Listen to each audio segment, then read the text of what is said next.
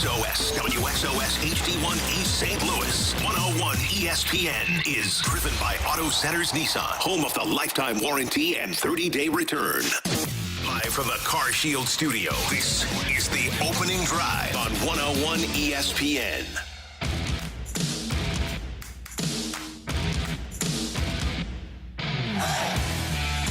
Good morning, everyone. Happy Friday Eve, and welcome to the opening drive on 101 ESPN in St. Louis, where it is 6:59. It'll be 7 o'clock in 3, 2, 1. Woof. 7 o'clock, your time check. Brought to you by Clarkson Jewelers, an officially licensed Rolex jeweler. Brooke Grimsley, Dan McLaughlin, Bradford Bruns in for Matthew Rocchio. I'm Randy Karraker. Great to have you with us on a Friday Eve morning in St. Louis. Good morning, kids. How are we doing? Happy morning, everybody. And happy morning to... Happy morning? Happy morning. Good morning, I guess. It is a happy morning. Happy morning. Happy good morning. I said I was combining the two because I'm also happy to see Brunsy. Of course, Rocchio with some time off, but Brunsy, it's always great seeing you. So it's a happy good morning. Happy morning good. It's always great seeing you, Brunsy. Likewise, appreciate it, guys. We got quite a show. By the way, let's start with second alert weather today. Yesterday was a perfect day for golf. So I played at the APGA Championship. One of the APGA stars, he won last week on tour, is Aaron Grimes. He was one of my teammates, and I had some other great teammates. Becky Kingston, who's a member over at Glen Echo. We played at Glen Echo, and Linda Robin, and we just had a great group. And we finished 22 under par, and we thought, oh, we got to win. We got a great pro. We've got. I played reasonably well. The ladies were sensational, and we had a great time. And we're figuring, okay, we're going to go in and we're going to win this thing. We get in, and they say in second place, the team of Aaron Grimes, Becky, Linda, Randy. We finished 22 under. We finished in second place. Finishing in first place, the team of Tim McKernan. Wow. I wonder how much he contributed, though. Those pros are pretty darn good. Those pros are good. Timmy's pretty good, too. And clearly, as evidenced by our schedules that go to 11 o'clock many mornings, Timmy's playing a lot, too.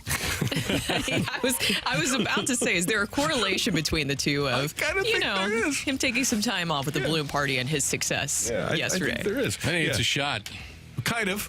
Right across the bow of Tim McKernan, man. You're saying that he's playing too much golf and leaving this show way too early is what you're saying. I told him yesterday, I said, we can't tell Kioski about this because we'll get in trouble. He'll think, well, you guys got to work more. You're playing too much golf. But it was the pros. The pros are great. If you get a chance to go out to the APGA Championship at Glen Echo, it's the Advocates Professional Golf Association, and it's an opportunity to get some young minority players on tour, and these guys can play, and they're literally a shot away from the PGA Tour. Chase Johnson won the inaugural APGA event, and then part of this is that they have a worldwide technology event, which is on the PGA Tour, very beginning of the season, and they get an exemption there. So if they win this particular event in St. Louis, they get the chance to play on the PGA Tour, the big guys, and make a name for themselves. That's pretty cool. Yeah. So it was a beautiful day yesterday. Today, 85 and partly cloudy this afternoon. Second alert weather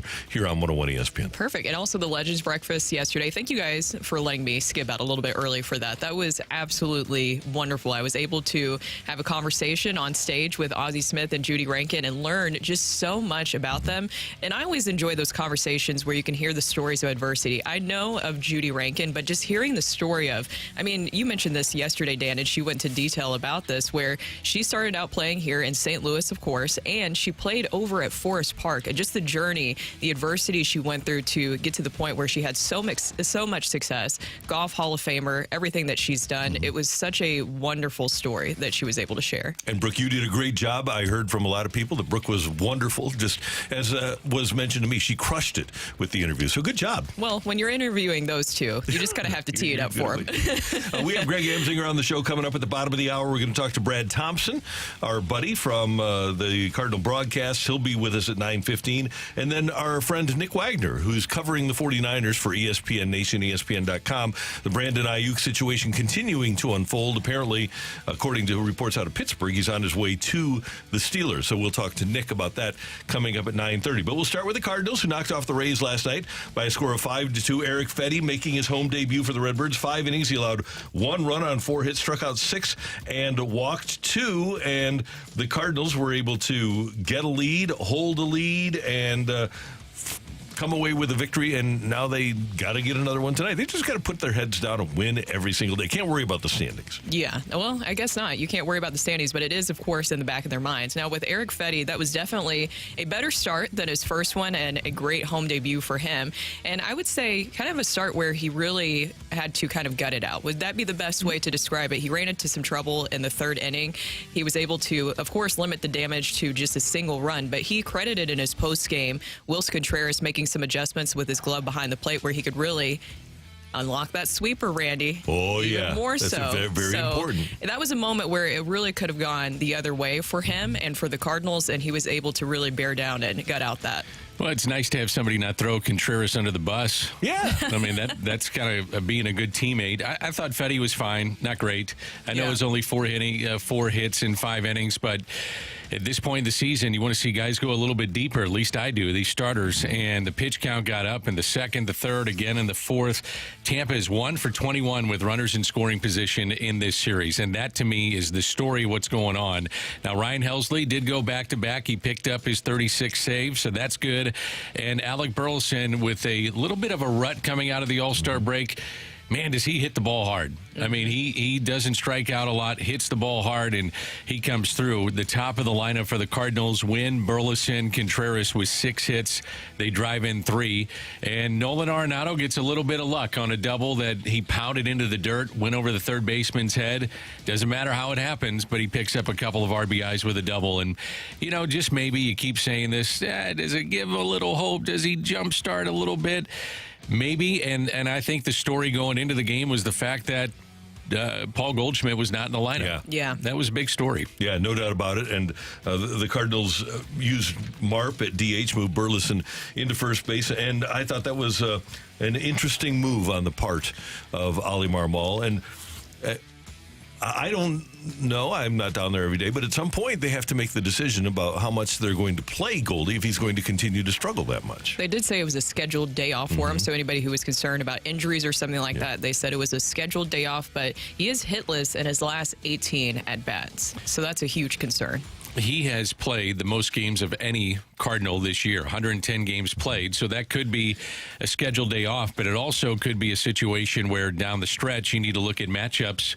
And if he's going to play, which I think he will, and play a lot, then you got to put him lower in the order, which they've been doing. I mean, yesterday you had Brendan Donovan batting cleanup. I didn't have that on my bingo card before the season, that you'd be 2 months away from potentially going into postseason play, and he'd be your cleanup guy. But, you know, it looks to me like you may have to mix and match. We can talk to BT about that, but that's something to think about with Goldie going down the stretch here. And one thing about the scheduled day off, and I don't disagree with the idea. I'm sure they map this out before the season starts. But the Cardinals have 3 off days in the next 12. Yeah. They play this game tonight against Tampa. Then they have 2 at Kansas City. Sunday is off. 3 at Cincinnati. Thursday off, and then 3 against the Dodgers, Monday off. So it seems like you could have built in a day off or maybe gotten 2 for 1 rather than the scheduled day off yesterday. Yeah, it makes sense. And you're rattling off these teams. It's a tough schedule coming up. 20 after tonight, 21 of the next 24 are against teams within a half game of the wild card. Kansas City is a half game out of the wild card in the American League.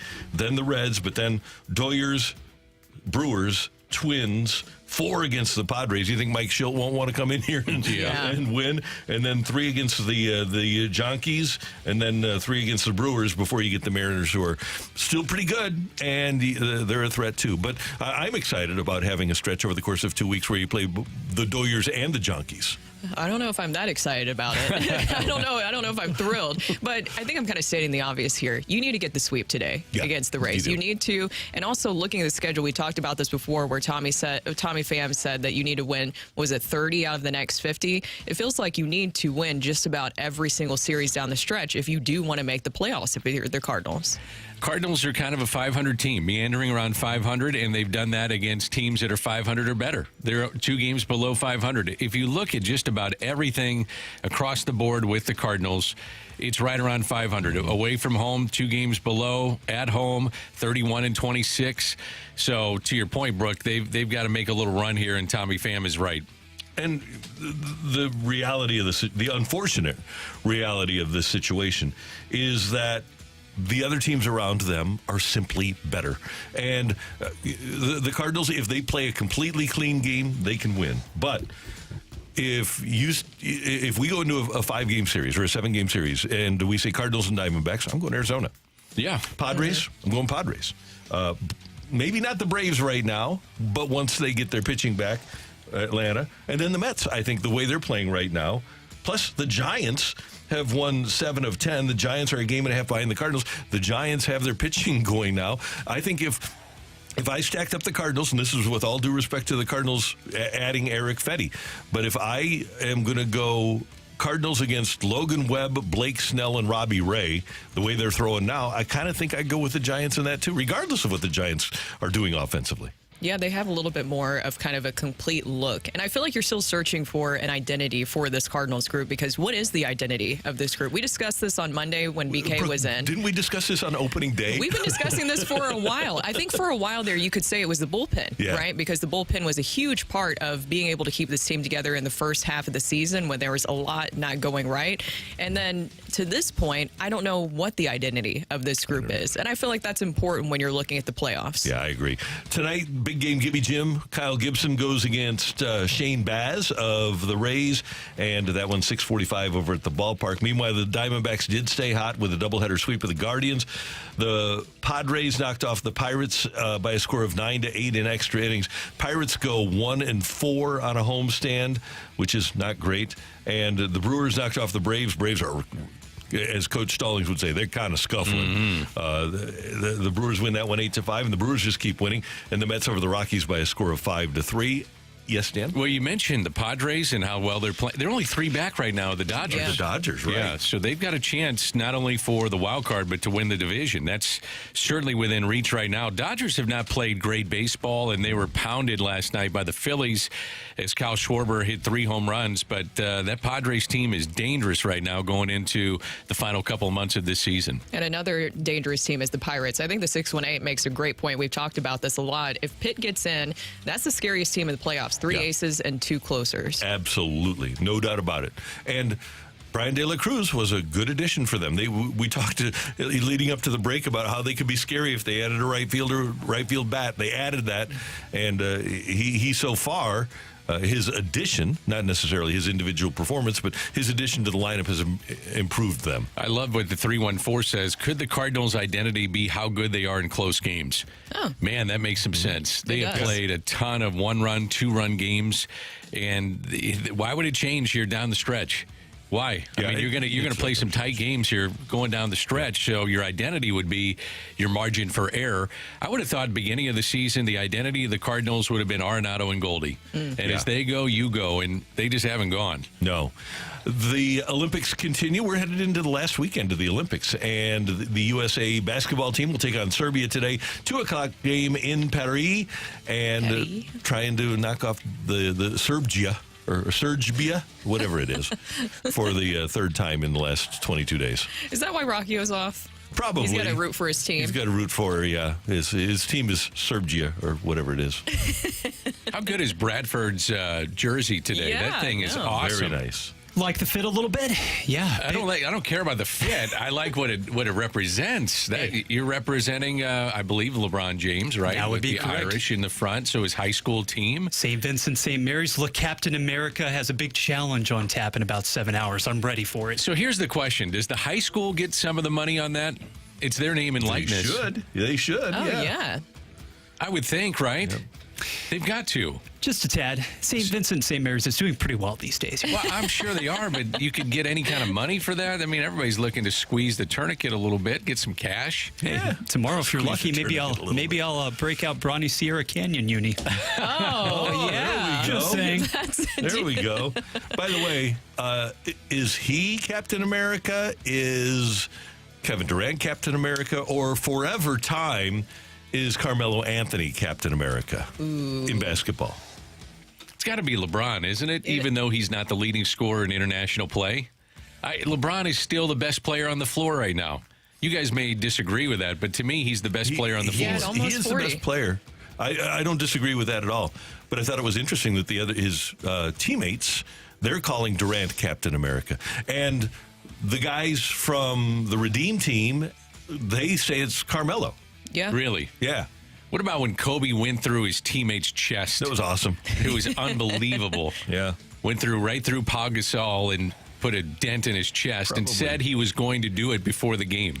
And yet Steph nominated LeBron as the country's flag bearer. So there's a little bit of room for debate, I think. Yeah. All right. So- I'm going LeBron. Serbia, SRBIJA, Serbia. And the reason Randy does that, if fans are out there and spells it out, Jack Buck would do that all the time. He'd Yeah. have a name that was a little different, and he'd pronounce it, correctly, but then he'd explain the spelling behind it too. Yeah. Which was a little weird at times. It didn't make sense. No, as this doesn't. Jokic should say, "Can I buy a vowel, Pat?" Right. Not by a vowel. It reminds me of that SNL skit. Remember the one with Chance the Rapper where he was an NBA reporter and they had him fill in for hockey and he had to read the back of the players' names. He's like, nope, not reading that. Let's do that hockey. Let's do this Yeah. hockey. Yeah. So By the way, I was doing the gauntlet one day with BT, and it was Nikolai Habibulin, and he said Kabubulin. He had no idea how to say Nikolai Habibulin. Kabibulin. Kabibulin, that's how he said it, Kabibulin. Oh, that's beautiful. I love it. Coming up here on 101 ESPN, get your text into the Air Comfort Service text line, 314-399-9646. Bradford, shocked. 314-399. Yo-ho! Tioli is, not Tioli, sick of it. Sick of it. It's coming your way. You're on 101 ESPN. Jamie Rivers here from 101 ESPN, and you can hang with me tonight from 6 to 8 p.m. at Helen Fitzgerald's. Stella Artois is always partnering with Hot Ones to bring you hot wings and hot trivia questions. Tonight is no different. Going to be a blast over at Helen Fitzgerald's. You can come by, check out the festivities, watch the teams compete. This is the final competition, and you can also enjoy free samples from Stella Artois while you're there. And don't forget, there's always attendance prizes. But you got to get there tonight from 6 to 8 p.m. over at Helen Fitzgerald's.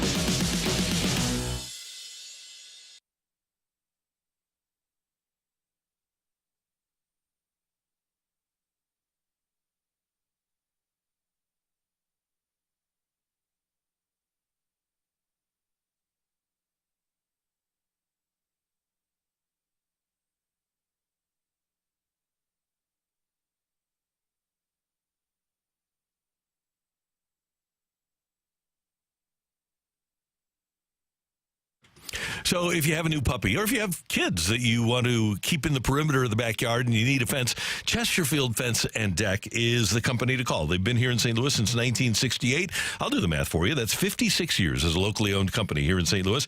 And at Chesterfield Fence and Deck, they're going to do an amazing job on your vinyl or cedar or chain link fence, whatever kind of fence you want. Just give them a call at 800-300-4054 or find them on the web at chesterfieldfence.com. They'll come out. They'll take all the measurements. They'll show you photos of the different styles of fence. They'll have actual fence with them. Or if you want to go into their facility in Chesterfield Valley, you can check that out as well.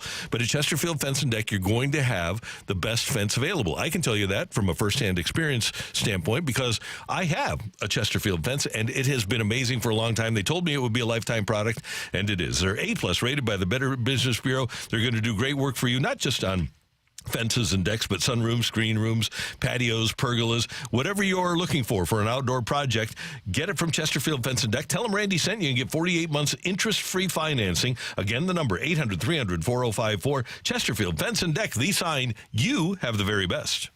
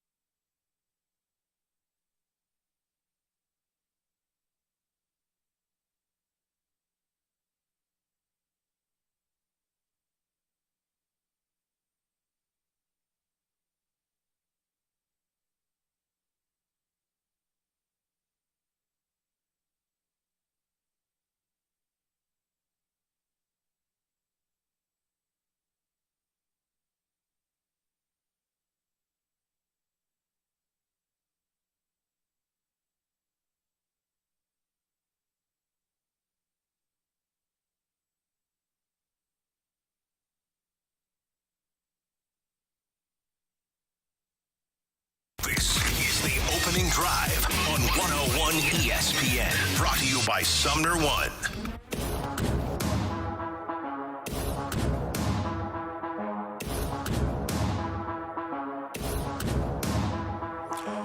Time for Sick of It here on 101 ESPN. I have a layup, guys. All right. I'm sick of the NCAA. So Mississippi State doesn't cooperate with the NCAA, and they get off scot-free.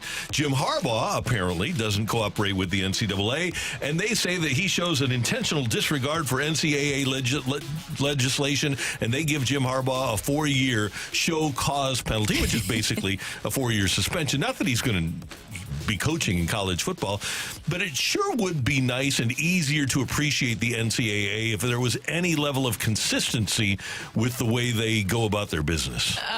That was actually one of my sick of it options because it's absolutely ridiculous. All of this just kind of smoke and mirrors that maybe the NCAA was finally going to do something in their investigation, and it was a recruiting violation. Cheeseburger Gate. A recruiting violation. Yeah. Really, that's all you could come up with. It also goes to show you, too, that they have a bias towards certain schools because they definitely treat the Blue Bloods a little bit different than some of the other programs. Once again, look at Mizzou. Mizzou actually helped in the investigation and gave them the information they needed, and they got more of a harsher punishment than a lot of these other schools have that haven't completely cooperated. And all you had was a recruiting violation. He left college football. He's not coming back. He's over in the NFL. So it's just absolutely ridiculous. There's no point to the NCAA at this point. Is there a reason, or let me rephrase this, if he decides, let me rephrase it again. Does the suspension begin right now for Jim Harbaugh, or does it wait till if he decides to come back into college football, then that kicks in for 4 years? The clock starts now, and it doesn't matter. Yeah, it's so pointless. How do you get violations in the NCAA rankings anyway? It's ridiculous, and I know the end. First of all, I wonder if there is anybody out there. Text in if you really like what the NCAA does, but I don't know anybody that does. That's why I'm interested in that. But here's the thing: it's Harbaugh and his staff were trying to do things to help kids. At the end of the day, if your rules are not set up to help kids, then you need new rules. Exactly. And with the NCAA, they had a chance to remain relevant in the conversation if they could have helped more and be more on the forefront of NIL. But instead, they were more in the way. So it's absolutely ridiculous. That was one of my sick of it's. But, okay, I'll give you guys another one, okay? Aaron Hernandez. There is another show coming out about Aaron Hernandez. I don't know if you have seen this. That's a reality show, isn't it? No, Randy. There's actually going to be actors for this one. So one thing that I am sick of, while I do enjoy sports and true crime, I'm kind of sick of all these Aaron Hernandez stories. I did enjoy the documentary that came out. I believe it was on HBO, where there was a lot revealed that I was not expecting. But what else new can we learn in this situation? They also have, I guess, Arnold Schwarzenegger's son, Patrick. He will be playing Tim Tebow in the show. So I'm guessing it's a series where it will kind of chronicle his entire life. But I don't know. I'm kind of sick of the Aaron Hernandez stories. I feel like we've seen every single angle. We know everything, don't we? Yeah.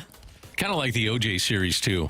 Yeah. David Schwimmer played a lawyer in that, and it wasn't very good. I can't remember what that. Go ahead, Bradford. Yeah, American Crime Story. It sounds exactly like that, a revival of American Crime Story, just Aaron Hernandez edition. Okay. Yeah. You didn't like Ross? You didn't like Ross? No. He wasn't right for the part? No. It was so bizarre. It was weird, right? Yeah. Yep. Yeah, that's right. He played Bob Kardashian. Yeah. It was so weird. I know what you're talking about. And so it's like, what else are we going to learn with this new series that's coming out? I watched the trailer, and they have, in the intro, the actor, whoever is playing Aaron Hernandez, he goes up to catch a ball in a Patriots uniform, and then there's handcuffs. And I'm like, this is so this is so cheesy. Somebody from the 636 said, he just keeps hanging around. Oh, Randy, that's your burner, isn't it? Yeah, all right. I'm sick of the sun going down earlier. I'm with you. It's a reminder that summer is almost over, and I understand that there's some people that are saying, no. That means it's not going to be as hot, and football's around the corner. I agree with that, but that means baseball is winding down. So you're asking me what I'm sick of? I'm sick of the sun going down earlier. I like that one. Okay. I'm with you. I am excited about football, though. I am. So I got to counter my own statement. Yeah. Oh, NFL preseason. Full weekend of NFL preseason action this weekend, Dan. We weren't talking about the lines or anything about those we games. were not. No. But you're a bigger college football fan than NFL, correct? I am. Yeah, but I'll watch both. And I got the Sunday ticket, and I'm flipping around and watching that and going back and forth. I love it. Awesome. It's almost here. You need the Randy Karraker TV setup. I do need that. I don't have that I have at to home. revise mine. Why? You get the perfect Just in setup. case. Well, I don't know if it's perfect, Dan. It just needs to be revised a little bit. But it's good. But it just needs to be revised a little bit. By the way, Brooke, I had to do a quick double check, perform that. It is American Sports Story from the same creator of American Are you Crime serious? Story, Ryan Yeah. Murphy. This is what he does. So no shocker there. No shocker there. Okay, so here's the thing with Ryan Murphy. Either his shows are going to be really good or really bad. Well, there's no in between there. But there was success, and if you've done it, okay, and you took a stab at the OJ one, and you my had success, gosh. and you made a lot of money, why not take a shot at this one? Don't encourage him, Bradford.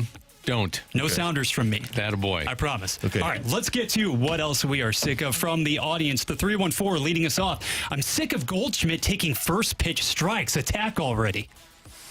Here's the interesting part about Paul Goldschmidt. On an 0-1 count, just take a guess what he's hitting. I'm going to go 286.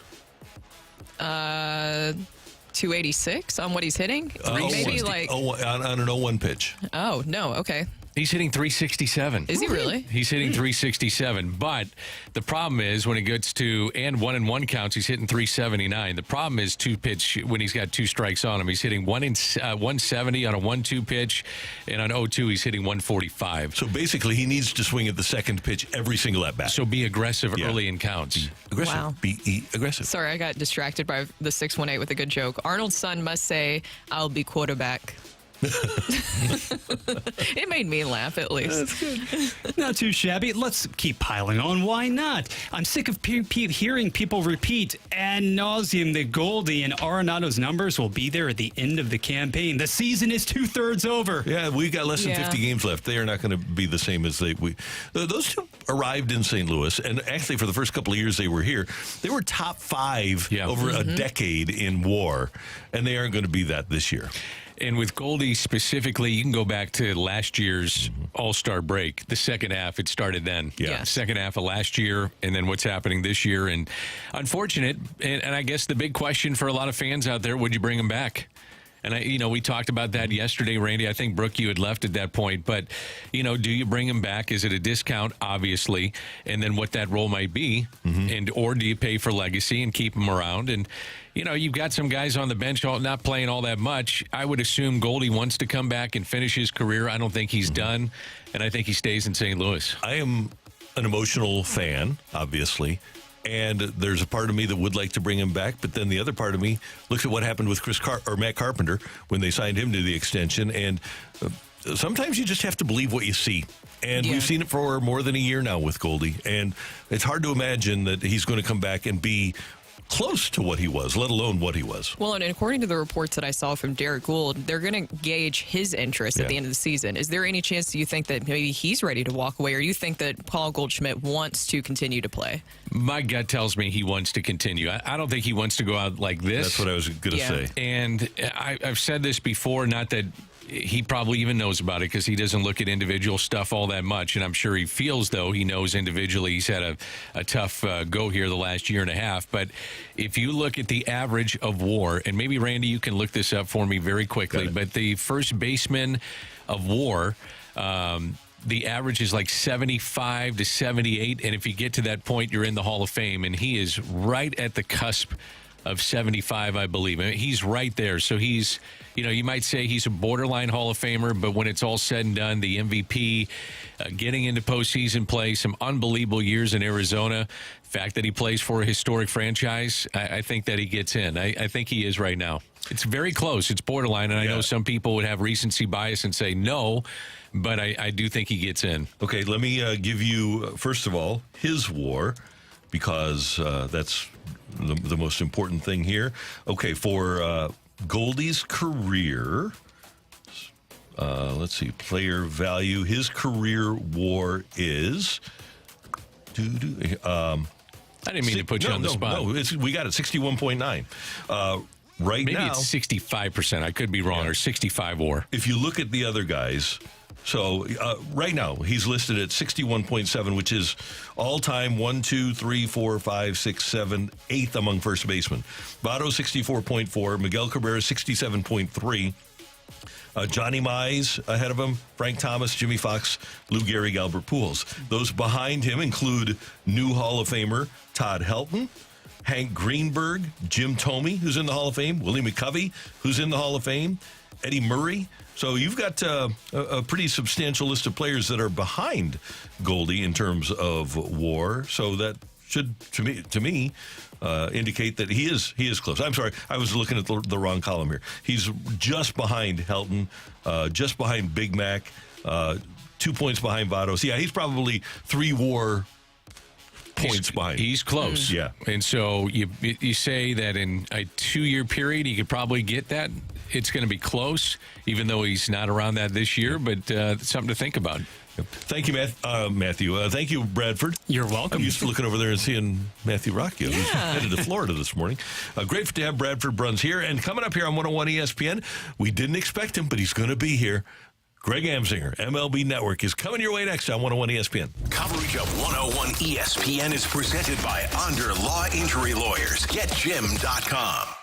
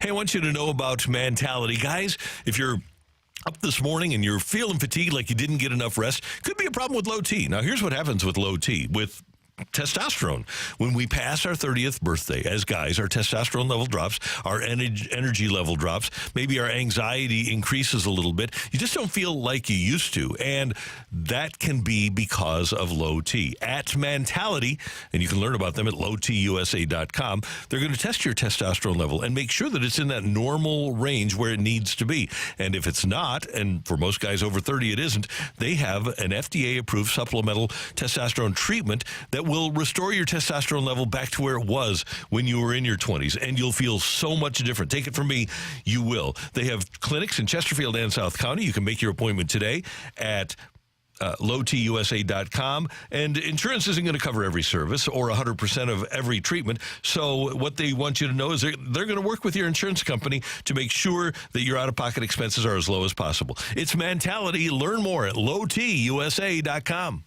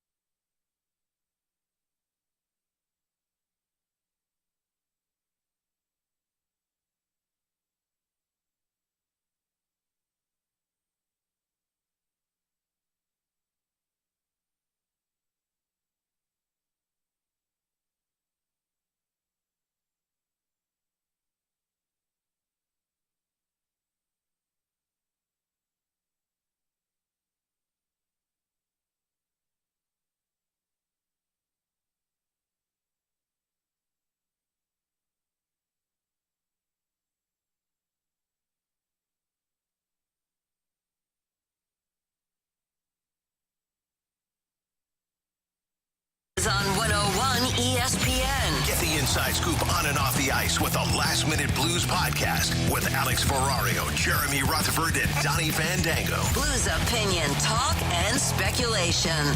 It's what we do. Watch or listen to the Last Minute Blues podcast on our YouTube channel or at 101ESPN.com. 101 ESPN Sports Center. Rays can't figure out Fetty. I'm Bradford Bruns with your Sports Center update, driven by Johnny Londoff Chevrolet and Johnny Londoff Autoplex. Last night at Busch Stadium, St. Louis knocked off Tampa Bay again, 5-2. Nolan Arenado and Alec Burleson each had 2 hits and a pair of ribbies, while Eric Fetty went 5, surrendering 1 run. This evening, shortly after 6, Ollie Marmol's Cards target a sweep. Kyle Gibson gets the mound honors. Elsewhere, San Diego requires extras to edge Pittsburgh 9-8. Milwaukee downs Atlanta 8-5. Greg Amsinger discusses all things MLB next. This Sports Center update was driven by Johnny Londoff Chevrolet and Johnny Londoff Autoplex. See them at londoff.com. Chevy, together we drive. Are you kidding me? Live from the Car Shield studio, this is the opening drive on 101 ESPN. Brooke Grimsley, Danny Mac, Randy Karraker, the opening drive, 101 ESPN, and we head to the celebrity line. Our buddy Greg Amsinger, who is a native of St. Louis, a product of the Lindenwood University, and is the lead anchor for MLB Network. He joins us now from parts unknown. Greg, where do we find you this morning? I didn't know there was a Bristol, Virginia. I didn't know it was like Kansas City. Apparently, it's such a glamorous city. It's divided by 2 states, and I'm sitting here on Golf Now, my app, and like the closest golf course is like 21 miles away. Oh man, that I can get on right now. Yeah, how terrible is that? 21 miles away. And now, first off, you can't get an Uber. You're in Bristol, Virginia. So what am I going to do? If you're at a hotel, somebody's got to have a car for you. You're Greg Amsinger, for gosh sakes. I got here before everybody else. It's a long story. It's a long story. But I'm like here because they needed to get me here before the hurricane, and there's a lot of weather. So I'm sitting here in Bristol, Virginia. I literally have nothing to do. I got into cigars last night because I walked to a vape store thinking maybe this is something I can do. So I walked in and I was like, well, I guess I could try cigars. So I bought some cigars and I walked along a highway to get back to my Courtyard Marriott. I'm not making this up. It's really undercover why I'm here. Can't tell you yet. You'll know in a couple of days. But this is what I'm doing in Bristol, Virginia. They couldn't give you any more information of things to do there. Okay, I'm looking it up for you right now. Apparently, the birthplace of country music, there's a museum there. You could do that. That's where I could get my cowboy hat that you've been wanting me to wear. Finally. Yes, to match with the cowboy boots. You need it. You need it, Greg. All right, well, I'll see if I can walk there. I'll try to see how far of a walk that is. Hey, Greg, how about Jackson Holliday hitting 3 home runs in 3 games? I'm loving it, man. I've been rooting for this kid forever. It was mentally tough for a player who's the best player on every team he's ever been on to show up to the ballpark, play a position he's never really played his entire life, and then hit 9th. Because the psychology of that messes with any professional athlete. It just does, especially when you're young and you're breaking in and you want this confidence to be with you and you're playing against guys that are 10 years older than you and you want to make them all believe that you belong. So to see him get going is a wonderful thing. All this talk of, oh, maybe they should trade Jackson Holliday for Mason Miller at the deadline. That's ridiculous. He's a number 1 pick for a reason, and we're all starting to see why. I mean, this kid, in my opinion, his career will look like, at the end of it, Francisco Lindor's with a better batting average. That's the type of talent Jackson Holliday is. Okay, so, Greg, tough question for you here. Give me one shortstop that Greg Amsinger is going to pick to start a team that's under 25 right now. You've got Wynn, you've got Witt, you've got the 2 guys. You don't have to remind me. Ellie De La Cruz, Ellie De La Cruz. And it's not even close. I mean, the guy's on pace to have 30 homers and over 80 stolen bases. We've never seen that before. Ricky Henderson 1 year had 28 home runs and stole over 80 bases. That's a combination we've never seen before. He's 22 years old playing shortstop. Now, all the talk about him having 20 errors and maybe he'll get Fernando Tatis is ridiculous. Leave this kid alone at short. He's everything you want to build a team around. Matter of fact, shame on the Cincinnati Reds for not giving him his $200 million contract extension. Where's his Ronald Acuna contract extension? Get this kid paid. You know why you get him paid? He's actually brilliant. Told me on the red carpet, he's like, yeah, I'm going to do this interview in English, if you don't mind. Mm-hmm. And I'm like, wow, your English sounds amazing. And he goes, well, you should hear my Japanese. He speaks 3 fluent languages. He's 22 years old. He looks like a runway model. He's the fastest player. He's got the best arm in the game. He hits power from both sides. I don't know what more you want. This is the future face of baseball. Ellie De La Cruz is going to be a perennial 40-40 shortstop.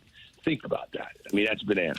You don't have any problem, though, like if you get him and I get to choose among Witt, Wynn, Henderson, Holiday, several others. I mean, what a loaded young position that is.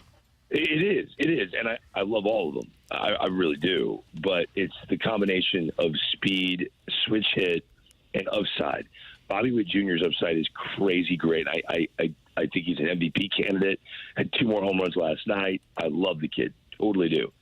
But we can dream on crazy things with Ellie De La Cruz, like crazy things. What people aren't talking about is Shohei Ohtani is flirting with the potential of a 50-50 season this year. Mm-hmm. He's on pace for 47 home runs and 45 stolen bases. These are things Shohei Ohtani is obsessed with. He wants to do and hit all these crazy milestones. Ellie De La Cruz is eerily similar in that way.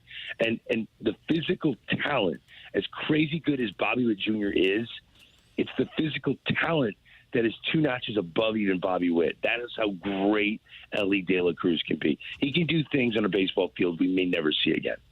Greg, one of the big stories in Major League Baseball that finally kind of wrapped up, the White Sox finally snapped their 21-game losing streak thanks to the A's the other night. Now, they did lose to the A's last night, but still, were you hoping that they would go for the record, or were you ready for it to be over with? It's tough to be a professional athlete and be on a team that everyone laughs at. Like, that is a really hard thing to do.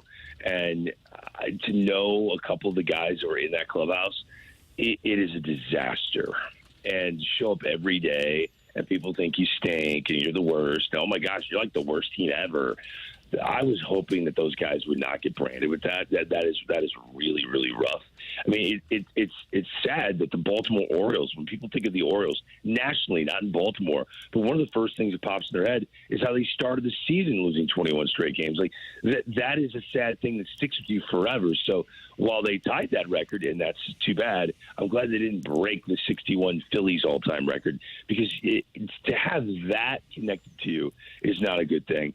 The other thing to keep in mind is this: with the new draft lottery, it doesn't ensure them they're going to get number 1, number 2, number 3 pick. So tanking, it doesn't give you the crazy payoff it once did. So this isn't a team that's intentionally just sinking the ship. They know they have to rebuild. They're selling every piece off just to keep the thing afloat right now. They're a ways away. Not trading Crochet, not trading Luis Robert. Chris Getz has the worst gig in baseball right now. The former player turned GM has the worst gig. It is tough to be the GM of the Chicago White Sox. I think this could be a 5-year rebuild. He's only 25. What are the thoughts of Alec Burleson and the way that he has progressed in his career this year and maybe ranks up against some of the top younger hitters in the game? Yeah, everyone I talked to, they love him. And what scouts said about him was an advanced, bat the ball skill. And you're seeing it here. His swing and miss is not what people think it would be for a slugging outfielder. I don't even look at him like a slugger, really. While he's not hitting 330 like Stephen Kwan, you can dream on a day where he hits 310, 315, 320. Anybody that's been around the game enough can see that this kid is comfortable in the batter's box. Crazy confidence. The Cardinals are waiting on a guy.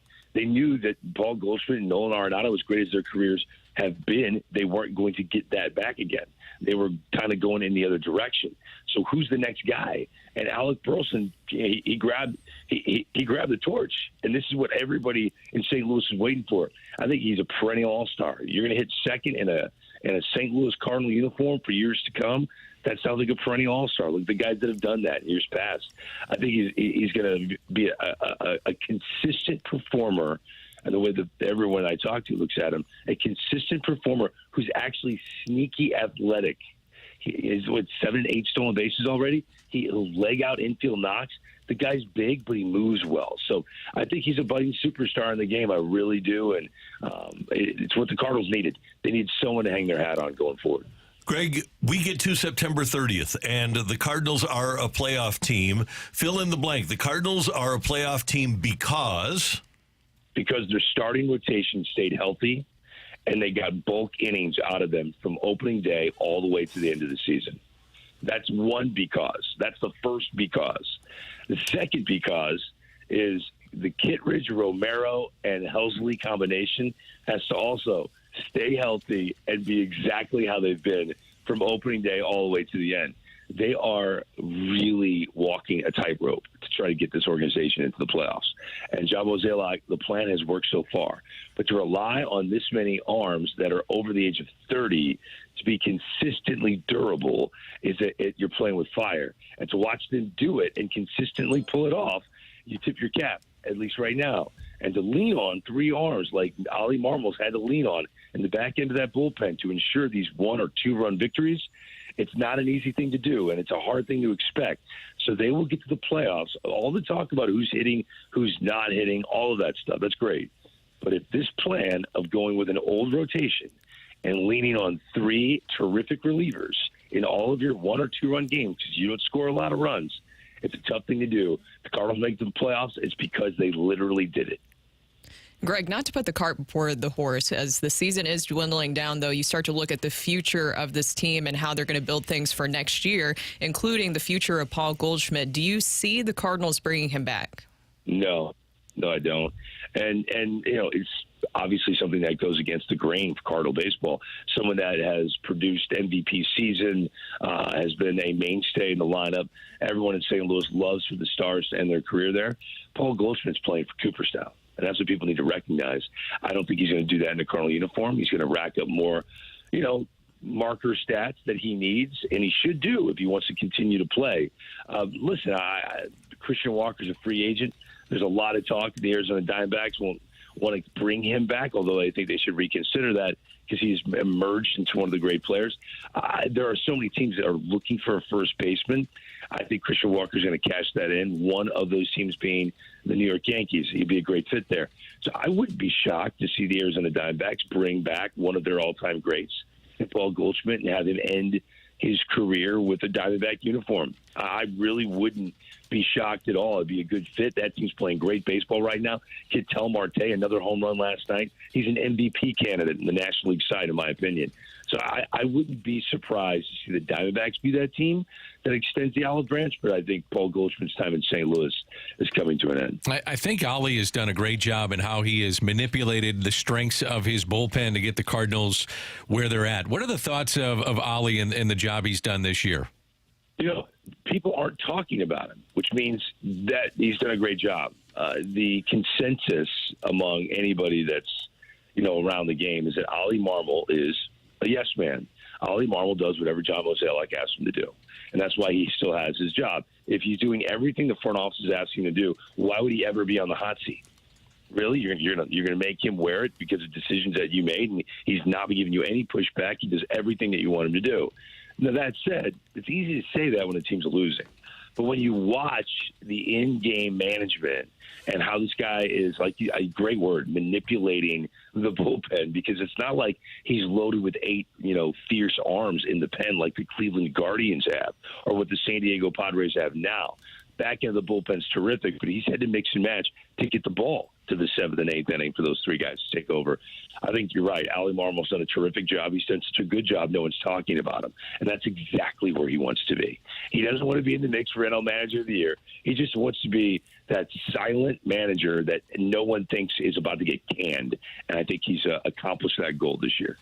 Okay, Greg, one more thing. The Phillies bombed the Dodgers last night. Kyle Schwarber, 3 home runs, a huge inning for Philadelphia. The Dodgers, since the 1st of July, are 14-16, and both the Diamondbacks and Padres are tied 3 games behind L.A. Is L.A. a lock to win the NL West? No. I think the Dodgers lose the NL West. I've got the Padres winning that division.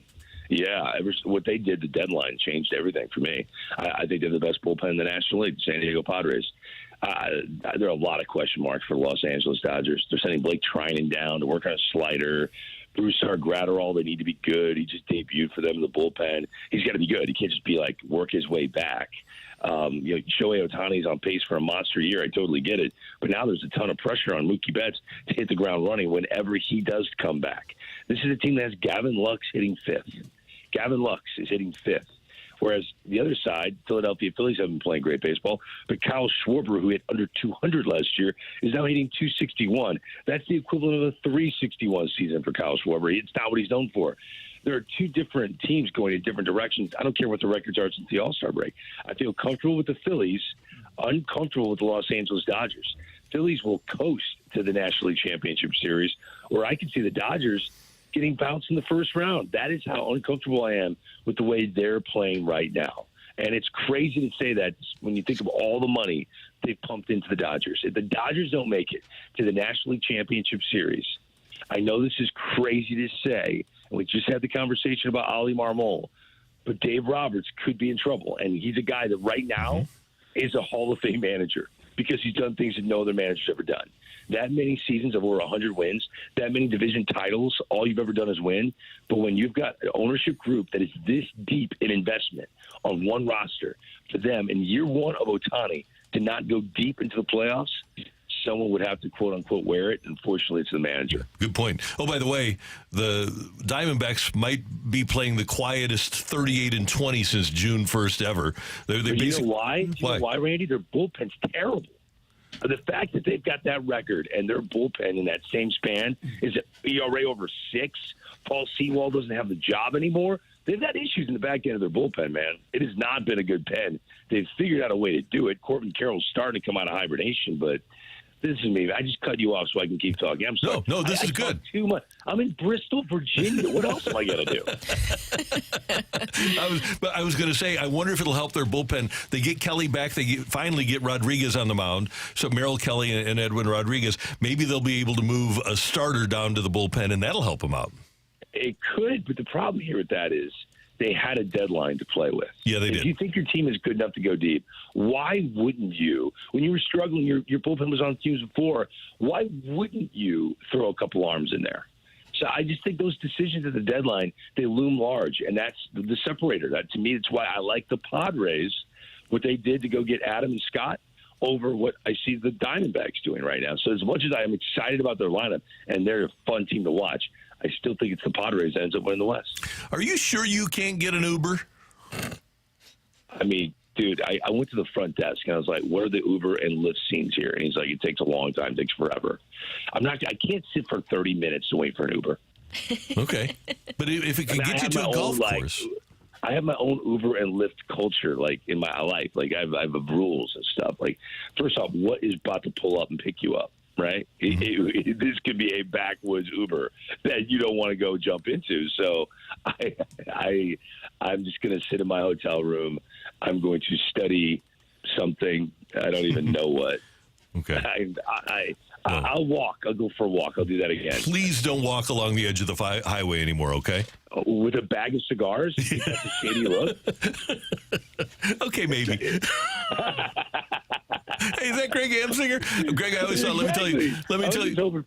I was over for a random TikTok video of me walking along the highway. Somebody driving along. Hey, is that Greg Amsinger from MLB Network? Is there driving? I brought an extra MLB Network polo. I'll wear one of those for my walk along the highway. That's a great play.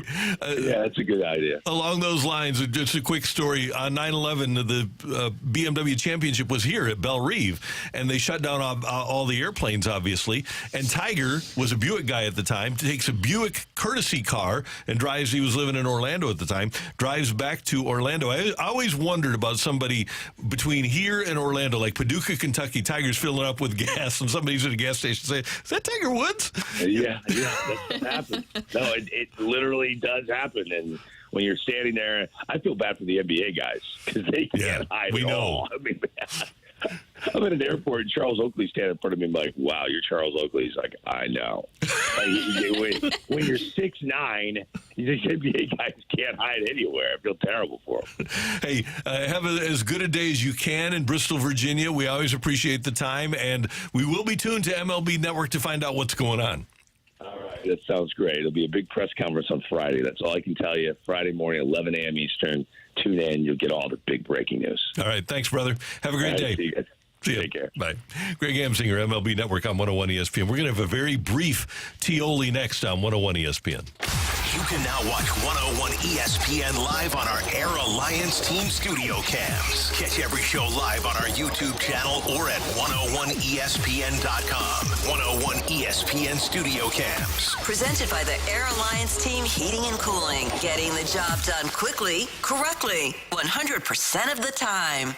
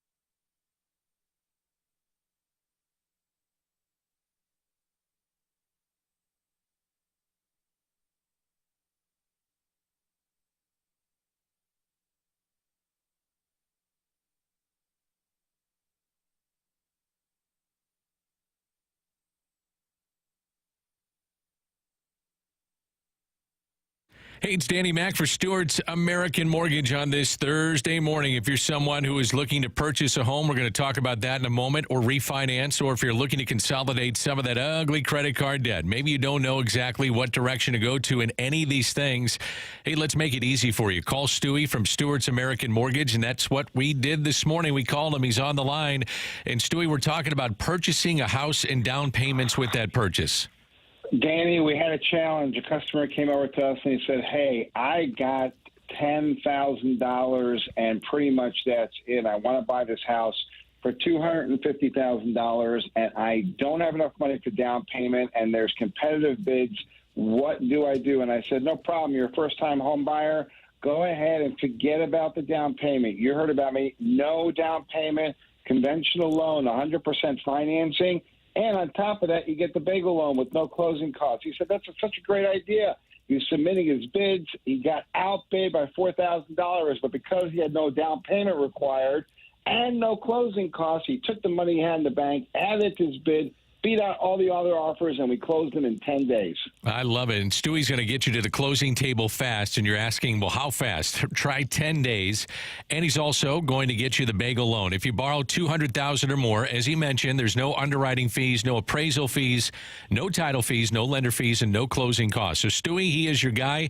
He makes it so easy for you. Give him a call. Any questions on rates, the industry, the trends, give Stewart a call. Call him directly. This is personal cell phone. Looking to buy that home? Do it right now. 314-324-4440. Call them, text them, 314-324-4440. Or Stewie, what else can you do? Google the bagel loan. NMLS number 226715.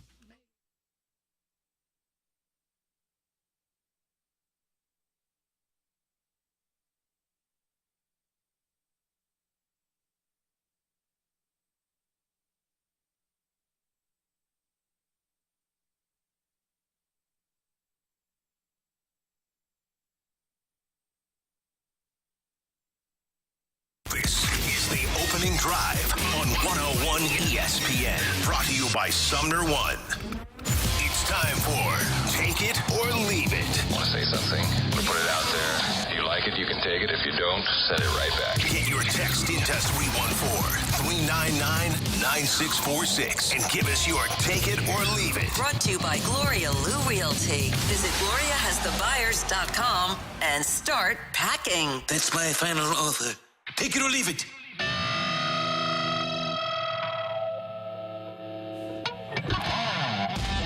Brooke, Dan, and Randy, we went a little bit long with Greg, so we'll have a brief Take It or Leave It here on 101 ESPN. Kids today, USA, Serbia. USA is a 17.5-point favorite. Take it or leave it, the USA covers. Oh, I'm going to take that. I'll take that in a big way. Okay, good. I think they win by 25-30. So they're going to cover. Okay. Now that they're taking these games seriously and it means everything, they're going to win that, and they're going to win it big. I don't disagree with you whatsoever. I think Captain America is going to be that floor general, as has been the custom for the bulk of the Olympics here. And when you have Kevin Durant coming off of the bench and leading that second unit, combined with the athleticism of Anthony Edwards, they're not going to be playing around as they were earlier in the tournament, I would contend, against the likes of a South Sudan. This is over. I love listening to you talk, Brunty. I'm sorry, I get mesmerized. I love the words, the way that you just paint a picture. It's beautiful. I was I'm stunned going for a second. 105.78, by the way. The over-under is 187. I'm going to say we push on the over-under 105.78. Well, Serbia is really good. Well, one guy. Well, yeah. But, I mean, he kind of matters. Yeah, he does. He does. Good. Yeah, he counts. Yeah. So I will take it. So take it or leave it, guys. We mentioned this earlier. Jackson Holliday is the youngest player in Major League Baseball history to homer in 3 straight games. Take it or leave it, next year he will be the Rookie of the Year for the American League. I'm going to take that. He won't qualify probably this year with the amount of at-bats. It's going to be close. He's at 58, and he needs to get to 130 in the last 50 games. It's going to be close, but if he gets on fire and the team is going for a stretch run of winning games, probably surpasses 130. It's going to be very, very close. But to your point, Brooke, if he doesn't reach that, then I think he's the Rookie of the Year next year. Mm-hmm. I'm going to leave it because I don't believe that he will enjoy rookie status next year. And because of the injuries that they've incurred, they lost their second baseman and their first baseman, or third baseman. I think that they'll probably have him surpass the rookie threshold. Okay, Alec Burleson right now is hitting .278, just behind Mason Wynn, .282 to lead the Cardinals. He's tied in home runs, first 19 home runs. Gorman has 19 home runs, leads in runs batted in with 66. Take it or leave it, Alec Burleson will be the Triple Crown winner for the St. Louis Cardinals this year. I think that's a great one. You going to take it? Mm-hmm. I am too. He also, here's the amazing thing about him. He has 52 strikeouts. He is bat to ball. I mean, he is, and that's the fewest strikeouts on the team. So could be the Triple Crown winner with the fewest strikeouts of 52, and that is unheard of today. And I don't know if it's because of Burleson, but the Cardinals' young players seem to have followed the lead of being down in the count. When they get to 0-2, when they get to 1-2, they'll cut most of them, cut their swing down and just try to get bat to ball. Donovan does that. Wynn does that. Not everybody does. I think Gorman actually did it in Pittsburgh a couple of weeks ago. It really surprised me. I love the idea of a player, just especially somebody that's really strong, just getting their bat on the ball. The strikeout rate, by the way, of the last few weeks for Nolan Gorman is near 50%. Wow. 50%? Yeah, you can't play him. No. And you're not going to play him against a lefty, and that's why I'd say Burleson would surpass Gorman in home runs with 19. It's going to be tough to get Gorman in the lineup. Not to put you on the spot, but what is Paul Goldschmidt's percentage? I have no idea. High. We can look, We can still go through the text while Let's get to a text or two. Couple of quick ones from the text line. Brooke, to your point on number 1, take it or leave it, Jackson Holliday's resurgence round 2 in the major leagues should give Cardinals fans plenty of hope for one Jordan Walker. I'll take it. I think he should.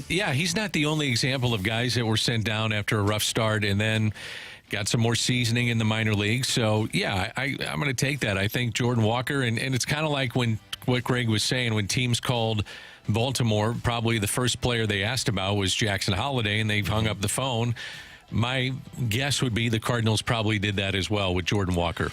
The thing is, when you look at what Baltimore has done with Westberg, with Henderson, with Rutschman, with Santander, they've done a great job of getting their players to the major leagues and getting them properly developed, or I shouldn't say properly, but well developed so that they're really good players.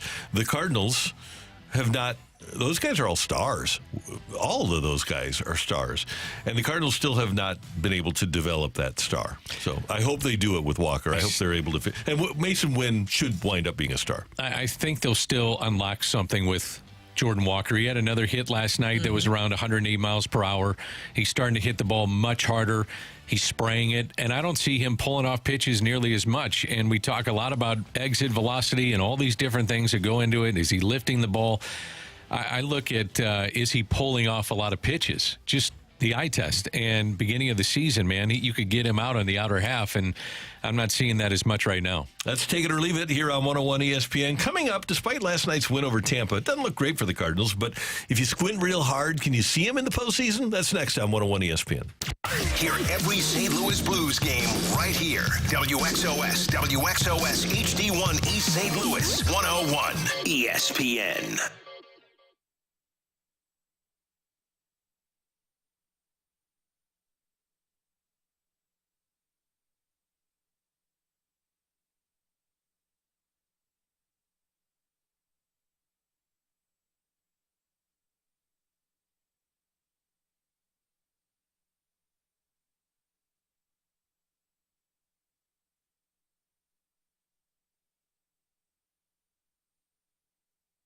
If you have a summer birthday, then you need to download the Schnucks Rewards app and make sure that on your birthday you get that sweet treat of a donut from Schnucks, and it's completely free. How about that? Schnucks wants to celebrate your birthday, and they'll do it with Schnucks Rewards members with a free, freshly baked donut on your birthday. It's all part of a new personalized perk in the Schnucks Rewards app, and it's really cool. To get the free donut, all you have to do is add your birthday to your rewards profile in the Schnucks Rewards app. And when you do, and when your birthday rolls around, just clip the free donut coupon in the Schnucks Rewards app and redeem the coupon at checkout. It's that simple. The coupon is good for your entire birthday week, so whatever your palooza is, no worries. If you can't make it to the store on your special day, you can take advantage of it whenever. Oh, by the way, when the Cardinals hit a home run, they've got dingers for donuts, too. Every morning after the Cardinals hit a home run, you'll get a coupon in your app, and you'll be able to use that for a free donut. Make sure you get your birthday and your baseball freebie by downloading the Schnucks Rewards app and adding your birthday to your profile today before you go to Schnucks.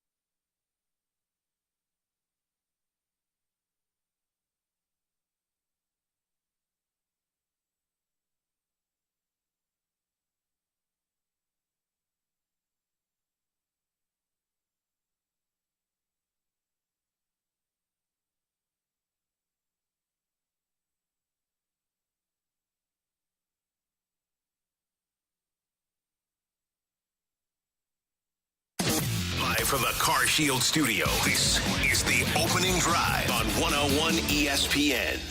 A fresh perspective on the day's top stories. It's the opening drive's fresh take.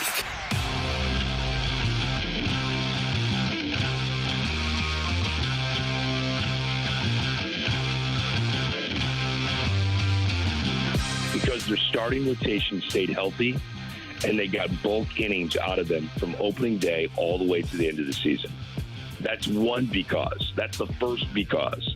The second because is the Kittredge, Romero, and Helsley combination has to also stay healthy and be exactly how they've been from opening day all the way to the end.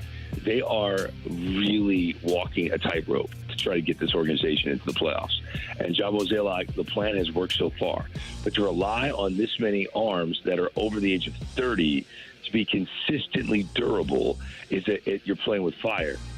Greg Amsinger earlier today here on 101 ESPN. The Cardinals 2 games back in the wild card race in the National League right now. 6 games back of Milwaukee in the National League Central. So, Brooke, Dan, Randy with you. Why will the Cardinals make the playoffs if on September 30th they are a playoff team? They made the playoffs because, Brooke? I agree with Greg and what he said. Health seems to be the most important factor with teams. It's about getting hot at the right time. We were discussing this yesterday about, can you make a World Series team anymore? And the answer is no. You can add a lot of pieces together, put a lot of superstars together, but even if you saw with the Padres last year, that doesn't guarantee you any wins or success. You can also get a lot of wins, and that doesn't guarantee a win at the end of the season in October with the World Series. So I think it's more about health. If your starting rotation can stay healthy, maybe that's the thing that can help them get through the finish line. And for me, I look at the schedule. In September, they've got 13 of 16 at home. 13 of 16 at home in September. That includes the Mariners, the Reds, the Pirates, the Guardians. Currently, they're 5 above 500 at home. It needs to get to 10, maybe even 15, which would mean a real good push for this club. But 13 of 16 at home, they got to make hay when they're at home. And if they do that, and also head-to-head with Milwaukee, that's the other thing. They've got to play well in those series left with Milwaukee. There's 2 of them. So 2 reasons, Randy. I don't know if I had to go with one in this segment, but 2 of them head-to-head with Milwaukee, and then playing very well in that middle stretch of September, 13 of 16 at home. I'm going to go with something that we've been hoping for.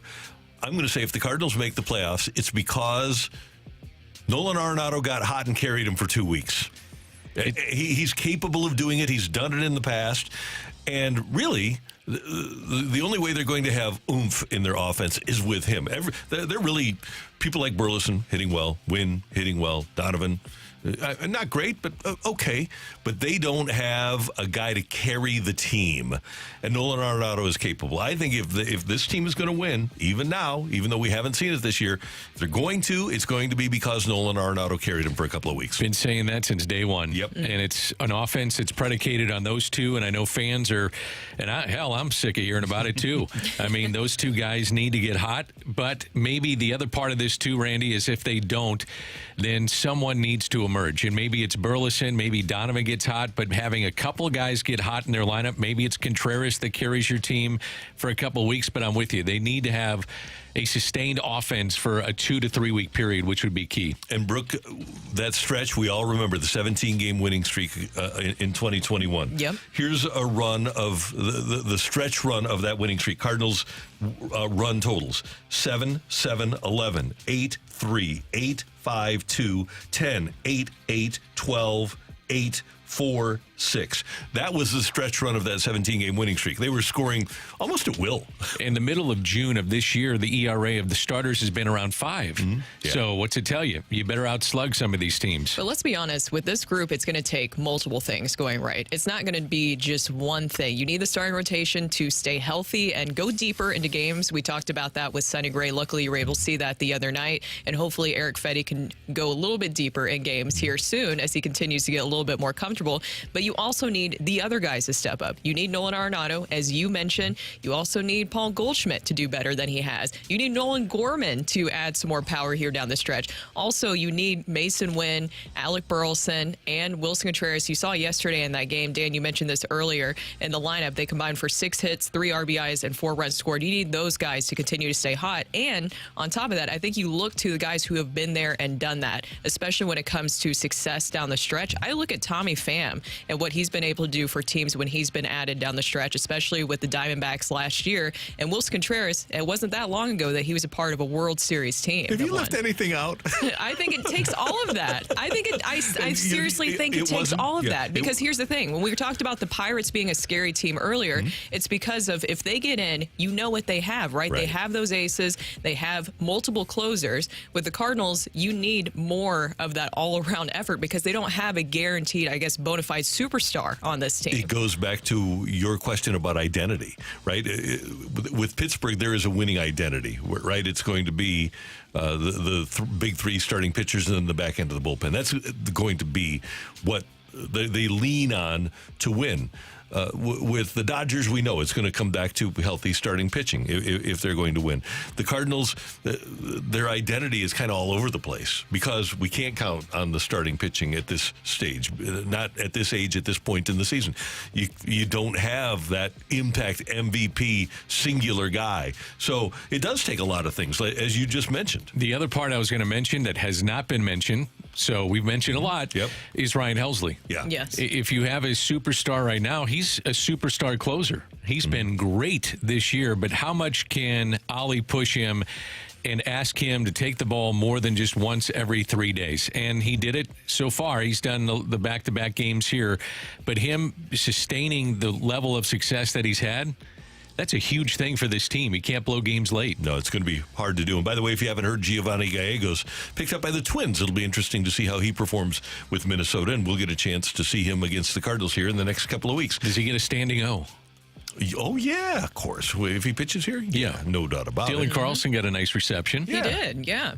Yeah, so, yeah, everybody should get a nice reception when they come here. Harrison Bader got one for the Mets the other day. Yeah. Yeah, so everybody does. Everybody gets an ovation. You get an ovation. You get an ovation. You get an ovation. That's today's Fresh Take. Coming up, NFL News and Notes on 101 ESPN. Check out the 11th annual Songs for Soldiers benefit concert on Friday night, September 13th and Saturday night, September 14th in Columbia, Illinois. It's a family-friendly event with headlining live music from Chris Jansen on that Friday night and from Gin Blossoms on Saturday night. Plus, enjoy cold beverages, local food, kids' activities, and more. Tickets are on sale now with 100% of the proceeds going toward the Songs for Soldiers mission of helping combat veterans. Get more details on this year's Songs for Soldiers benefit concert at songsforsoldiersstl.org.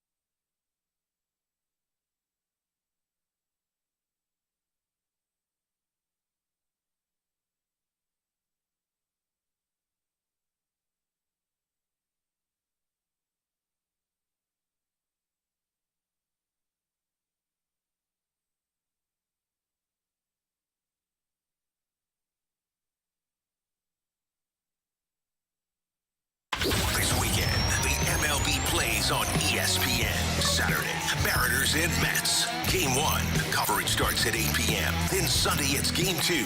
Coverage starts at 5. Your home for the MLB is 101 ESPN. This is the opening drive on 101 ESPN. Brought to you by Sumner One.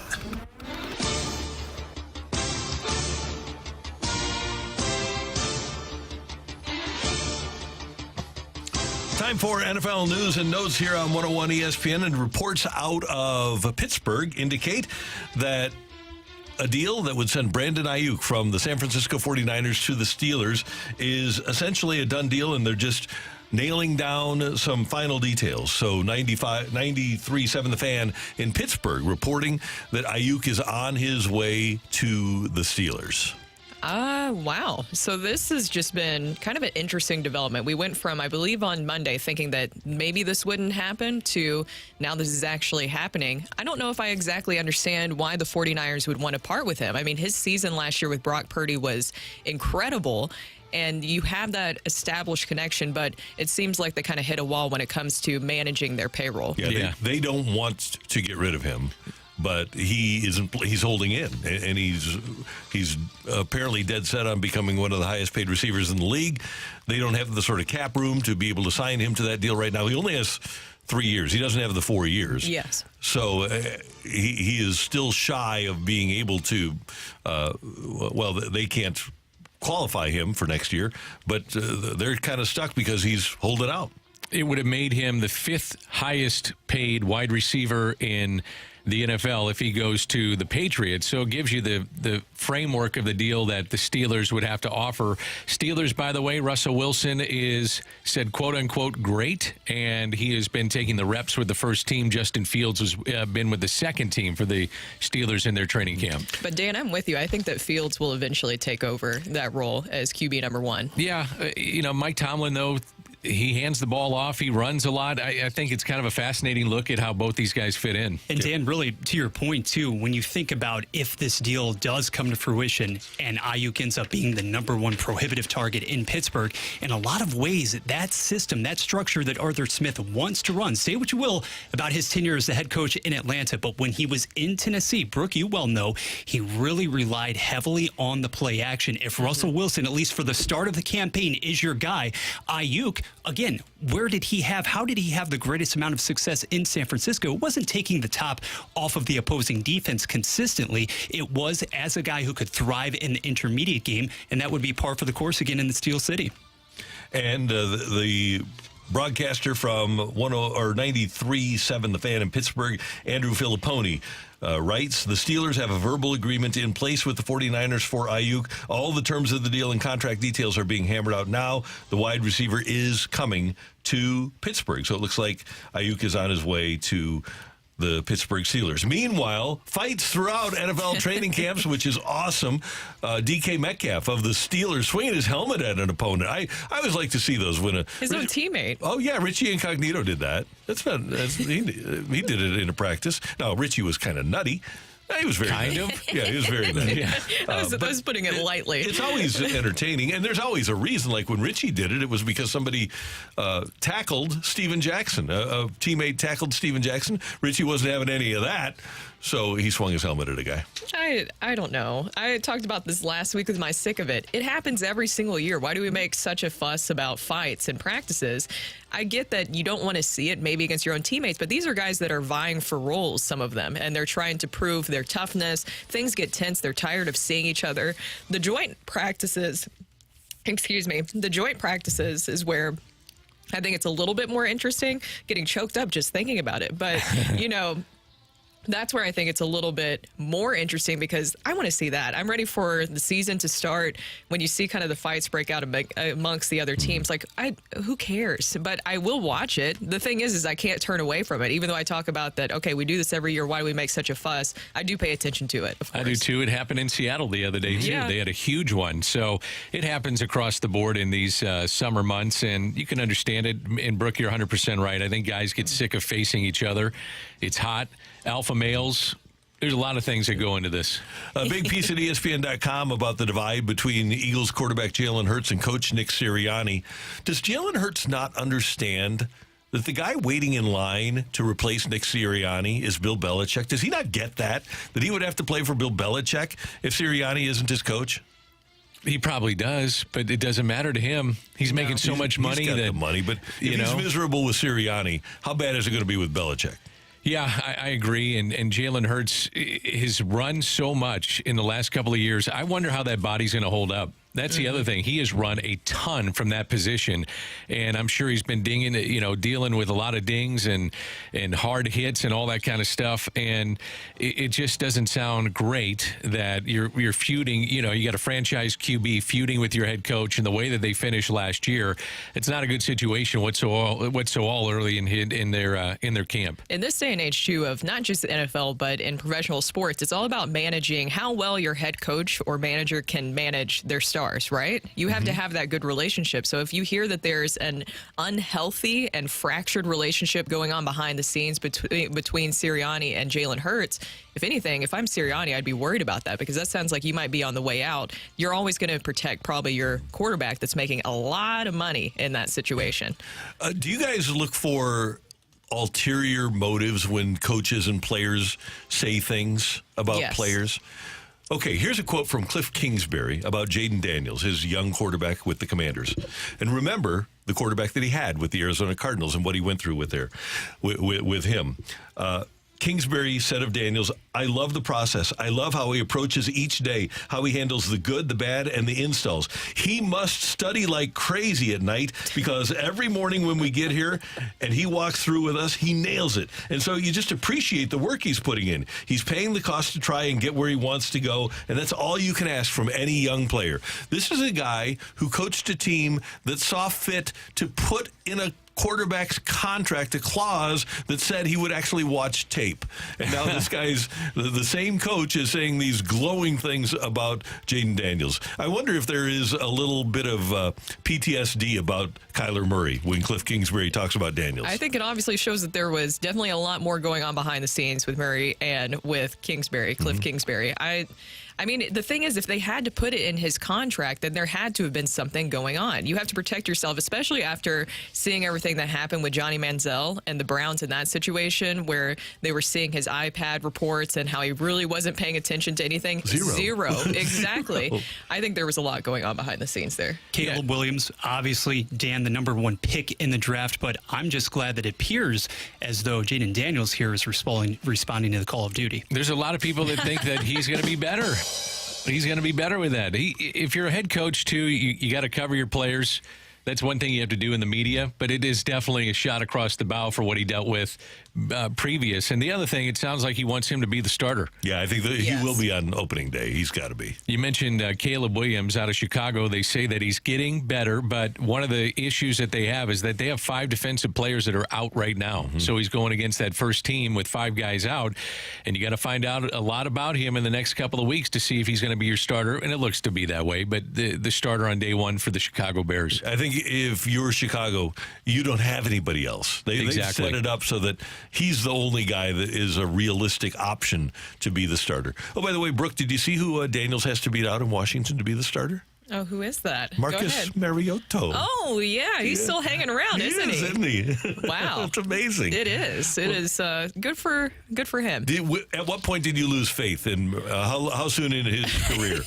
Pretty soon. Also, the moment where I realized that he hadn't dealt with, and I'm sure he dealt with some more adversity behind the scenes, but I'll never forget when he said when he was with the Titans that he had never lost before in his entire year, even going all the way back to playing like Pee-wee football, and he never knew how to deal with losing, which I think is winning's important, but how to handle losing I think is another really important aspect because you have to figure out a way to bounce back from that. I think that's when you see the best athletes, the stars that we talk about, is how they respond to losing. And the fact that he had never dealt with that before, really in his entire life, when he said that, I was like, oh gosh, this is terrible. Not the quarterback. Quarterback.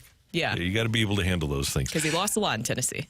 Yes, he did. Yes, he did. Those are your NFL news and notes on 101 ESPN. Coming up, we've got the fight, and we need a fighter, I believe. Do we not, Bradford Bruns? Yes, we do, Randy. So text in to the Air Comfort Service text line, 314-399-9646, 314-399-YO-HO. Text in with your name and the word fight, and perhaps Bradford will pick you to fight me next on 101 ESPN. Coverage of 101 ESPN is presented by Onder Law Injury Lawyers. GetJim.com.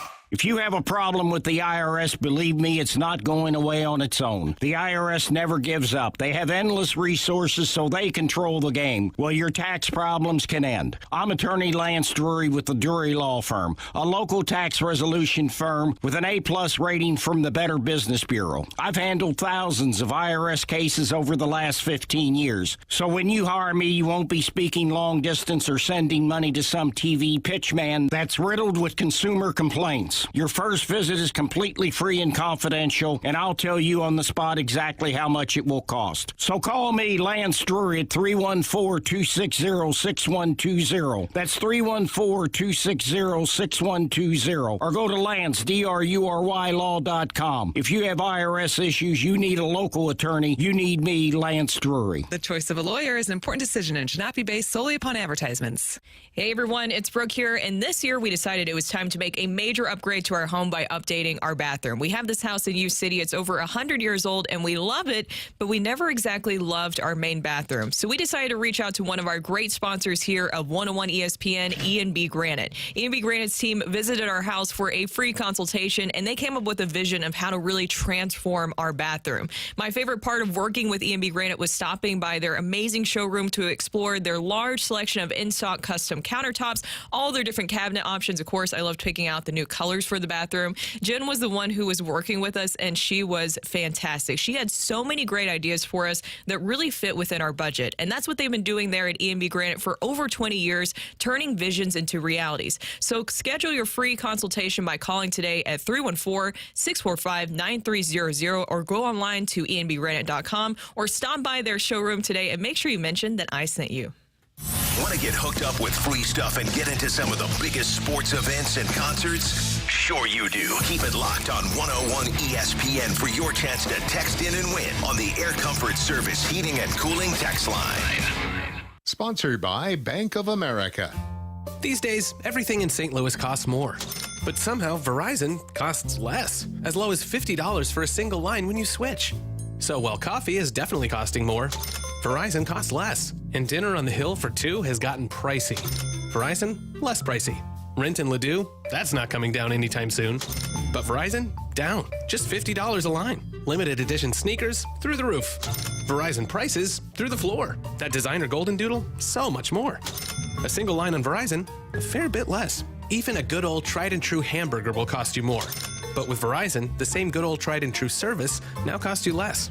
Point is, in a world that is always costing more, you can get more for less right now at a St. Louis Verizon store. $180 BYOD and $360 local promo credits applied over 36 months. For new customers with one line and your own 4G or 5G phone on unlimited welcome plan required. Additional terms apply. Auto pay and paper-free billing required. In times of congestion, unlimited 5G and 4G LTE may be temporarily slower than other traffic. Domestic data roaming at 2G speeds. Kevin Moret for Mentality Men's Health. Guys, in the over 23,000 clients who came to us for testosterone treatment, most clients start so they can do it right. After helping men for over 10 years, every day we see new clients whose treatment had shortcuts on treatment and monitoring. This not only affected their results, it was also risky. Guys, work with a doctor, one who monitors your care, reviews labs, and modifies your dose. Our doctors will optimize your free testosterone and maximize you mentally and physically. Schedule in St. Louis at lowtusa.com. That's lowtusa.com. Bank of America has powerful digital solutions for local and global businesses, so you can make every move matter. Visit bankofamerica.com/banking for business to learn more. Bank of America N.A. Copyright 2024. Hey, Jamie Rivers here for Window World, the preferred window of the St. Louis Blues. With Window World, it's all about customer happiness and beautiful, durable windows. Add value to your home, and with Window World, you can make the improvement because they are now offering financing plans up to 36 months. Plus, there is a lifetime warranty that covers all parts, glass.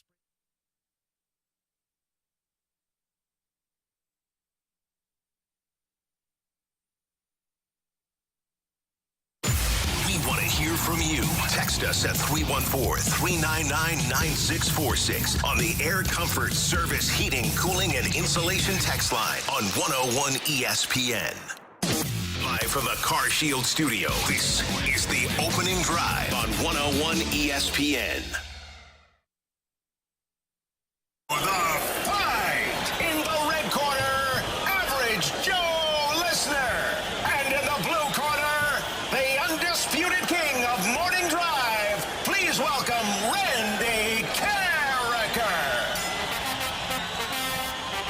back to the opening drive. Brooke, Dan, Randy, and Brunsy here. Bradford Bruns is in for Matthew Rocchio today, and we have the fight. And our fighter today is Armin. Armin, how are you doing this morning? I'm doing great, you guys. Thank you for having me on this morning. I'm doing great. Is this your first time facing Randy in the fight? This is my first time, and I hope to maybe not get embarrassed on radio this morning. Oh, no, I'm sure you'll do great. There's plenty of people that have embarrassed themselves on radio. Not just callers, but hosts. I mean, we all do, so don't worry about it, Armin. Just have some fun. You know what? That's exactly the mindset that I have, so let's have some fun. All right, I love it. Here's question number 1. Tonight at 6:15, the Cardinals and Rays will wrap up their lone series of the 2024 season. Tampa Bay began play in 1998 with which manager leading the club? Was it Larry Rothschild, Lou Piniella, or Hal McRae? I'm going to go with C, final answer. Hal McRae? Yes. Okay. Only 3 goaltenders in Blues history have spent more than 16,000 minutes in net. They're Mike Liut, Jordan Bennington, and who else? Would it be Grant Fuhrer, Curtis Joseph, or Jake Allen? Cujo, final answer. On to question 3. After more than 50 years, Chuck Howley remains the only Super Bowl MVP of a losing team. Howley's Cowboys fell on January 17th, 1971 to who? Was it the Bengals, the Colts, or the Patriots? I'm going to go with the Colts, final answer. All right, on to question 4, Armin. Here we go. Kyle Schwarber's 3-homer effort on Wednesday powered the Phillies to a 9-4 win over the Dodgers. Can you tell us the 5-time World Series champion who notched a total of 6 3-homer games in his career? Was it Johnny Mize, Babe Ruth, or Lou Gehrig? No pressure here. Okay. I'm going to go with Lou Gehrig, final answer. All right. Let me go grab Randall. How are you feeling? Okay, I guess. Yeah. Let's see how bad of a butt whooping I'll get here from Uncle Randy. A butt whooping? No. I like the questions today. You did a great job, Brunsy. Appreciate it. Here comes Randy in right now. No grapes in hand. Had a banana. Oh, okay. You've been on a banana kick here lately. I like bananas. You do like bananas. And I just, I tried to get grapes. I didn't like the grape. This is not a good time for grapes. It's Really? stores. Yeah, I don't know why. What is considered a great grape? It's got to be big and juicy, and sour grapes are the worst. Like little sweetness. Yeah, you need. They're nature's candy. They shouldn't be sour. I kind of like a little sour. Oh, I don't. I'm a sweet grape guy, but I don't like the cotton candy grapes, Brooke. I like a good green grape. I like a good red grape, but I just don't want a grape that when I bite into it, it's kind of you wince bitter. a little bit, ew, like that. Yeah, I don't want that. Randy, say hi to Armin. Armin, good morning. How are you? I'm doing great, sir. I just got to say that it is a true honor and blessing to be battling with you this morning, and thank you for always having great Uncle Randy advice. Well, thank you very much, Armin. We appreciate you tuning in, and I'm thrilled that you are listening and that you like that advice. It's fun. Thank you, sir. Ready for question number 1, Randy? Yes. Tonight at 6:15, the Cardinals and Rays wrap up their lone series of the 2024 season. Tampa Bay began play in 1998. Which manager leading the club? Oh, first manager. I don't know if Lou Piniella was their first manager. No, I think it might have been. Was it Marcel Latchman or Renee? Can I go Jeopardy and say who is Latchman? I like if you did it that way. Yeah. Am I allowed? Is that? I love Jeopardy, by the way. Yeah, me too. Who is Latchman? I'm going to go with. Final answer, who is Latchman? Yeah, okay. Ready for question 2? Ready. Only 3 goaltenders in Blues history have spent more than 16,000 minutes in net. They're Mike Liut, Jordan Bennington, and who else? Cujo is the first guy that jumps off the page to me. I don't think that Moose got it. Moose has a lot of minutes with the Blues, 16,000 minutes. But Curtis Joseph played a lot of games for 91, 92, 93, 94, 95 for about 5 years. Actually 92. So let's see. So we've got Louis, we've got Bennington. Those are the two. Let me just make sure that I'm not leaving anybody out here, like Chris Osgood or Tom Barrasso or Yves Village or John Davidson or Glenn Hall or Jacques Plante. I got a lot of PTSD over Blues goalies here. You sure do. Turek. It's got to be either Cujo or Elliott, and I'm going to go with Curtis Joseph. Final answer. Yes, sir. Question 3. After more than 50 years, Chuck Howley remains the only Super Bowl MVP of a losing team. Howley's Cowboys fell on January 17th of 1971 to who? Jim Turner hit the game-winning field goal for the Baltimore Colts in that game. Bad Super Bowl game, not very exciting. It was the Colts over the Dallas Cowboys. Chuck Howley winning the MVP. Do you know Kyle Schwarber had a 3-home-run night last night? He is good. Okay. That powered the Phillies to a 9-4 win over the Dodgers, as you well know. Now, can you tell us the 5-time World Series champ who notched a total of 6 3-home-run games in his career? 5-time World Series champ. Well, that kind of narrows it down, doesn't it, Dan? It sure does. 6 3-homer games. It's either got to be Ruth or Mantle, and I'm going to go with Baby Ruth. Okay, Bradford, do your thing, please. What an eventful contest that we have on this Thursday. And wouldn't you know it, whether you talk about an offensive explosion or maybe more of a defensive battle here, Armin came in. He brought his A game. Randy tries to come in, prevail once more. However, Brooke, given the way in which this sort of turn of events actually went last time, Dan, you remember it well, too. We have overtime in this instance, which means it is time for the tiebreaker and for the Lindenwood paper. Let's get it ready. Thank you for the display. All right, so Randy is going to get his paper. He's going to have it at the ready. I'm ready. Okay. All right, very good. At the ready. Brooke, you have our question Lions. as well. Oh, you can go ahead and do it if you want to. Usually, Rockio has the honors of doing the tiebreaker, so you can do it, Brunsey. Okay, so the way in which this goes, Randy is going to listen to the question, as will Armin. Randy is going to write down his answer on the paper there, show it to our camera, and then immediately, yes. Lindenwood Athletics, there you go. Go Lions. Don't have our helmet in here today. But yeah, who took the helmet? It's up on top of my desk in the office.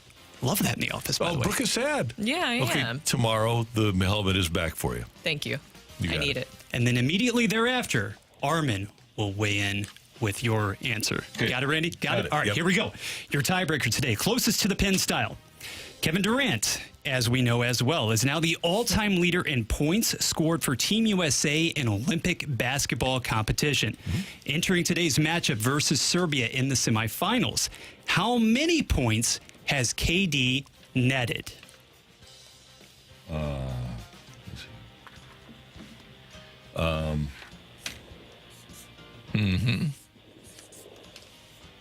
Rando. Randy's guess is in. Armin, we need you to weigh in. 492 guess. Wow. How close can it get? How close can it possibly get? Well, let's dispense with more of the formalities here. We do have a winner. The winner and new champion of the fight, Average Joe Listener. The fight is presented by Golf Discount of St. Louis. With the most experienced club fitters in town. Why shop anywhere else?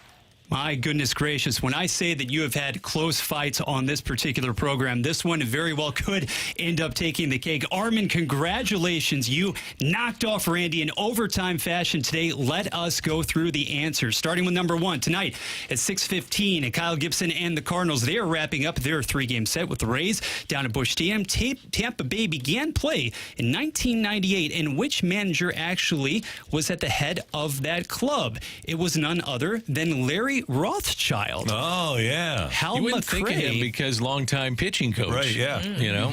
Hal McRae, a couple of years later, filled in an interim capacity, and then Lou Piniella in 2002, if I'm not mistaken, took over the head job. Number 2, only 3 netminders in Blues history. They've spent more than 16,000 minutes between the pipes. You have Mike Liut, Jordan Binnington, and who else? All good options. You could have had Cujo. You could have had Grant Fuhr, perhaps. Cujo narrowly missed out on that distinction, Randy. It actually fell to Jake Allen. 16,000 minutes, 106. Yes, so Jake Allen, number 3 on that list. After more than 50 years swinging into the NFL, Chuck Howley, he's still the only Super Bowl MVP of a losing squad. Howley's Cowboys fell back in 1971 to the Baltimore Colts. That 16-13 final. Both of you guys nailed that one. And Kyle Schwarber, he popped 3 home runs last night against the Dodgers. Only one 5-time Fall Classic champion, at least, has notched 6 3-homer games in his career. Ruth, Gehrig would have been nice options. Babe Ruth actually didn't eclipse the number 5 in this category. Lou Gehrig had 4 of these different goals. However, it was Johnny Mize. Johnny Mize had 6 3-homer games in his career, so it was a 1-1 tie. We had to go to extra time. KD, the all-time points leader for Team USA, which will be in action in a matter of hours against Serbia. How many points has he scored right now at the moment? He broke Lisa Leslie's record a few days ago. Randy, you went with 489. Armin, you went with 492. The up to the minute number, 494. Wow. Fantastic Tight stuff. fight. Armin, great job today. We'll see you again tomorrow, sir. Sounds good, guys. Thank you so much for the opportunity. Good fight, Uncle Randy, and we'll do it again all tomorrow. All right, sounds good, Armin. Thank you so much. We do appreciate it. By the way, Renee Latchman, the first manager of the Marlins. So I was, I was thinking Rays. It was Marlins. Yeah. So, darn it. I wouldn't have gotten Larry Rothschild. Yeah. I totally forgot that he did that. Who were the 3 options for that? Rothschild, Piniella, and McRae. Yeah, I would have gone with Rothschild. I don't remember him doing that. Yeah. I mean, I do, but I don't. It might have been the Cubs pitching coach before he went there. And he was with the Yankees, I believe, for a while. Yeah. I always thought of him as a pitching coach. Also, Cujo was a good call. I would have gone with that one. Yeah. Over Allen. So, yeah, that made sense. Jake Allen's a good call. 16,000, just over 16,000. Just over 16,000, yeah. And Rothschild actually was with the Florida organization as well before he was plucked to be the guy in Tampa Bay. How about that? How about that? There you go. We haven't played our guy. I wonder how he's doing, or how about that guy? How about that? I don't know. That's a good question. Rainfield. I'm sure he's doing great.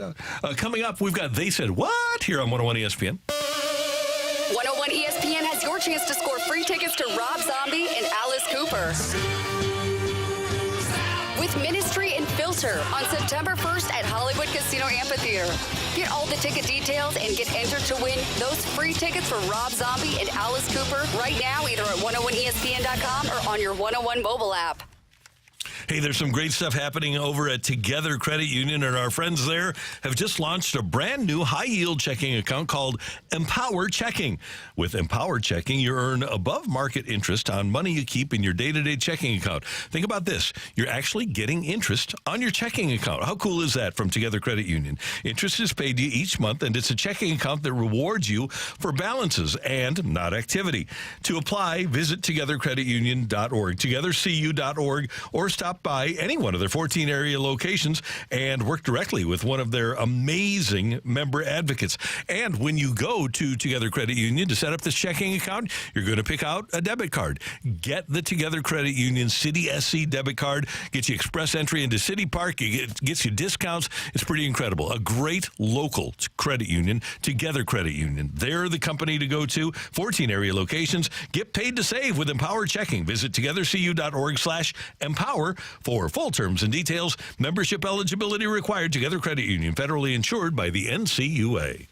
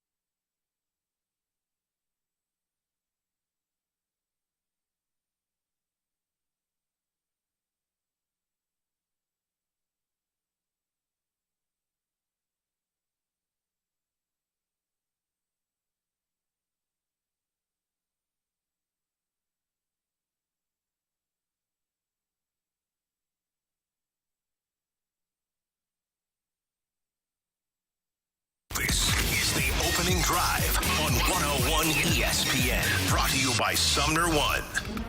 What? Bro, what are you talking about, man? What you talking about? What the hell are you talking about? What you talking about? Do you actually listen to yourself when you speak, or do you find you drift in and out? What you talking about? Bro, I'm out, man. It's time for They Said What? Randy, where were you for that? Let's do this again. Okay. It's time for They Said What? Brooke, Dan, and Randy here. And guys, we've talked about this a lot, and there's a lot of speculation about this. This season across baseball has been odd in many different ways. Especially noted is the lack of offensive numbers. Tommy Pham, as we all know, he's not afraid to hold back his thoughts and his theories, and he has a theory that he shared with John Heyman and Joel Sherman of the New York Post on their podcast yesterday. I've talked to a lot of people. You guys remember that ball that I hit and Kowser robbed me in center field, and it was off Kimbrough. It said it was 102 at 29, and I was looking up at the scoreboard, when he caught it to see how hard I hit it, and it said 102, and I was just like, I was kind of looking like there's no way I just hit that ball 102. It felt like at least 105 plus. And that, like, how I just want to know how the exit velocity is down when my strength numbers are up. So it's then, if you hit a ball to center field or oppo, like it's just not traveling. Like it's almost like you have to pull the ball out to get it out. Now that's really interesting. We'll see. TV games, ball usually flies better. We'll see, man. Maybe it might be that year in 2022 when that report came out. Now, that's really interesting because he's talking about that he believes that there are softer baseballs. And if his claims are true, then this could certainly stand a reason why offensive numbers are down a bit this year and the pitching numbers are better, because if the balls are softer, then obviously they will not travel quite as far as they normally would, which would contribute to the lack of offense. Are you guys buying into this theory? And by the way, for those who are unsure of what he's talking about or referencing, back in 2022, there was a report by Dr. Meredith Willis, who is an astrophysicist who conducted various studies on Major League Baseball balls the past couple of years. And in 2022, she sampled over 204 baseballs, and she found that there was 3 different ones that they used, including a Goldilocks ball that was found in commemorative games. So that's All-Star Week, the postseason, and Yankees games in August, September, and October. And it's called the Goldilocks ball because it was not too heavy, not too light, but it was just right. Exactly. So do you guys buy into this theory from Tommy Pham about softer baseballs this year? I have no idea. I'm serious. I have no idea. Now, I can go back to a conversation in 22 that I had with Albert Pujols, and Albert said, he asked me, he said, is it harder to hit home runs out of Busch Stadium? He said, I'm destroying the baseball right now. And he said, I can't hit a home run. That some of the balls that I've hit, it just seems like they should be jumping off the bat and being home runs. Now, I'll take it from him. In the guy that hits over 700 home runs, there's probably something wrong with the ball. The thing I love about Tommy Pham, he's so cerebral in his evaluation of what's going on, and he's been at the forefront of analytics as a player from his perspective. But to sit there and say, I looked up at my miles per hour to see the velocity coming off the bat, I looked at my launch angle, it's 29, and it doesn't leave the ballpark. So it does lend itself to say if it's coming from him and a guy that's been a veteran for a long time, that the ball doesn't feel the same. I got to take his word for it. I don't have any idea, but I got to take his word for it. I buy into the idea that the ball is, if Tommy says it, I trust him. Here's the thing, though. I don't buy into the idea of any sort of a conspiracy, because baseball wouldn't want that. Exactly. They don't want to cut down on offense. They've done everything to try to increase offense. So it could be a mistake on somebody's part in the manufacturing process of the ball. But if baseball is going to want a type of ball, they want a ball that leaves the ballpark and that scores a bunch of runs. That's the one thing that, Tommy didn't suggest a conspiracy, just a different ball. I can see baseball screwing up because they have in the past, but that's not a good way to screw up for them. No, and I think it's really interesting, though, because we've talked about it a lot. The numbers are down across the board. Now, the counter argument is, of course, Aaron Judge. He still is finding a way, but that's why I pointed out that report that Willis had about specifically with the Yankees games that you saw in August, September, and October, where that Goldilocks ball she saw more of. Right. And Judge, obviously, Ohtani is having his year, but when you do look at the overall scoring numbers, they are down dramatically. Yeah, Ohtani, by the way, has a chance to be 50-50 this year. Amazing. His projections are like 48 home runs and 46 stolen bases. This is the first I've heard of this. So I'm with you, Randy, that it lends itself to being opposite of what baseball wants. They're trying to get everything they can to get more offense in the game, it seems like. So it wouldn't make a lot of sense to try to have a baseball like this, at least not in my mind, because baseball is trying to get more offense in their game. They are. And maybe it has something to do pitching-wise. Do you think that could be something there that it would benefit, obviously, the pitchers more? But to your point, I think that if you're talking about the casual fans or fans in general, a lot of people dig the long ball.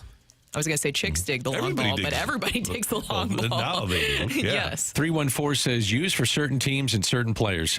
I just don't buy into that. I don't. I don't think baseball has a conspiracy theory to try to get Aaron Judge to 65 home runs. I really don't. No, I don't think so either. But they want the offense up. Right. They want every team to be able to hit home runs, right? Because that draws people into the ballpark. Scoring, every sport in America wants to enhance offense. And baseball's no different. So I could see them just being incompetent in terms of manufacturing the baseball, but I don't think there's anything untoward going on. It's just a great observation from Tommy Pham. And if you guys don't mind, do we have just time for one more soundbite? Because he talked about a lot in this interview, including how he was surprised that the Cardinals is the team that he landed with. I didn't hear anything about the Cardinals. You know, I heard some stuff from other teams, but not the Cardinals. And talking to Getsy, you know, he put me in the loop with two teams maybe 2 weeks ago, and the Cardinals weren't one of those teams. So I was a little shocked, but he said that Mo insisted that I be included in the Fetty trade. So, you know, hearing that, it's like, oh, okay, you know, I'm wanted here. It's always good to be wanted. But I was a little shocked. Just because I didn't hear anything about the Cardinals, and we have had some talks with them this offseason, and I was told that they were going to stay internal, but you know, things change middle of the season. I just always think that's so interesting when a player thinks, and he talked about some of the other teams that he did hear about, and then all of a sudden a surprise team comes in and swoops in and takes you. Usually players kind of know. Yeah. You know, their agents are in touch with the Pobos and the GMs, and other players, too, are hearing things from their agents. Usually they have a pretty good idea of where they're going to wind up. I thought it was interesting, and I mentioned this before. Buck Showalter said on MLB Network last year when Pham got traded from the Mets to the Diamondbacks, he went in and thanked Buck Showalter for being great to him, and Showalter said, "What are you talking about?" And Pham said, "Well, I just got traded." The manager of the team didn't even know about it. Yeah. Pham even said at the beginning of the interview, which, I mean, everybody should go watch. It was a great interview. He even talks about Garrett Crochet and everything going on with that. But he said, thanks, Heyman, for giving me the heads up. Basically, it was you and Jesse Rogers that pointed out that I was moving at the trade deadline. So that's how he found out. And by the way, that tells you a lot about the MO of Mo, because he keeps it quiet. He doesn't talk to people about what he's got going on. And obviously, if Tommy had heard about other teams, but not the Cardinals being interested until the last minute. And it made sense. I mean, if you're going to get Eric Fetty, you got to throw him in there, in my mind, and what they've done against left-handed pitching. And he's steadfast in making sure that he got the guy that he wanted. And from the Chicago perspective, Tommy Pham is 36. What are you really losing? I mean, you're losing so many games. If you needed to make the deal to get Fetty off the books, then you throw in Tommy Pham. It just made sense. That organization is a total mess. Yep. A mess. So I'm glad. I'm glad that they're a mess more than us. Yeah. And tanking. And I'm glad we got Tommy. And tanking is kind of out of the game a little bit because they'll have the 10th pick or as high as the 10th pick. You got Fetty next year at $7.5 million. Why don't you just keep him? Yeah, exactly. Coming up, we've got the Rush Hour Reset on 101 ESPN. Stupiracy, the podcast where stupidity meets history and conspiracy. You gotta question these things. With hosts Scott Rizzuto and Tim McKernan. I'm here to learn, everybody. Check out the latest episode, available now. As Riz and Tim dive into the surprising and fascinating history of the middle finger. What's that supposed to mean? From ancient Greece to modern day controversies, discover how this gesture became a powerful symbol of defiance. Don't insult me, okay? Presented by Evergreen Wealth Strategies. Visit evergreenstl.com or call Mark at 314-889-0503. And by Brown and Crouppen, 222-2222 or getbc.com. Hey everyone, it's Brooke here, and I want to tell you why I love the Missouri Athletic Club. It's because it really feels like I've joined a community. I love going over to the West location and playing tennis with Scott. Tennis is a sport that I played my entire life, and I've been trying to get back into it, and thanks to Scott, I have been able to do that, and it's helped me with my pickleball game, and so that's been a lot of fun. Also, I love going over there and working out at their gym. Christine is my personal trainer, and she has been amazing. It's so much fun always catching up with her. They always provide such a wonderful experience, and that's why I love my MAC.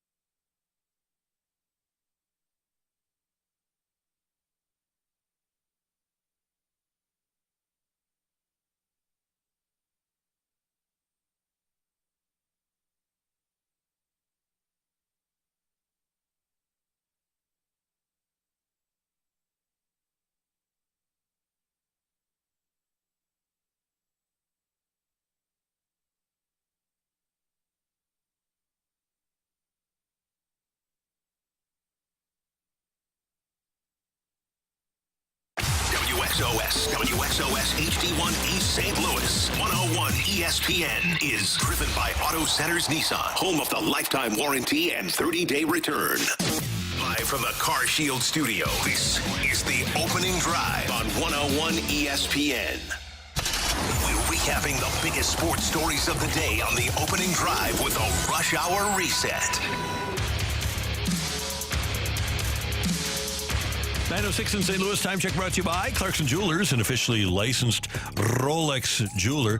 Guys, there was consternation in Kansas City a few years ago when the Royals allowed their highly regarded hitting coach, Pedro Grifol, to go to the White Sox to become their manager, and then the Royals hired Matt Quatraro as their manager.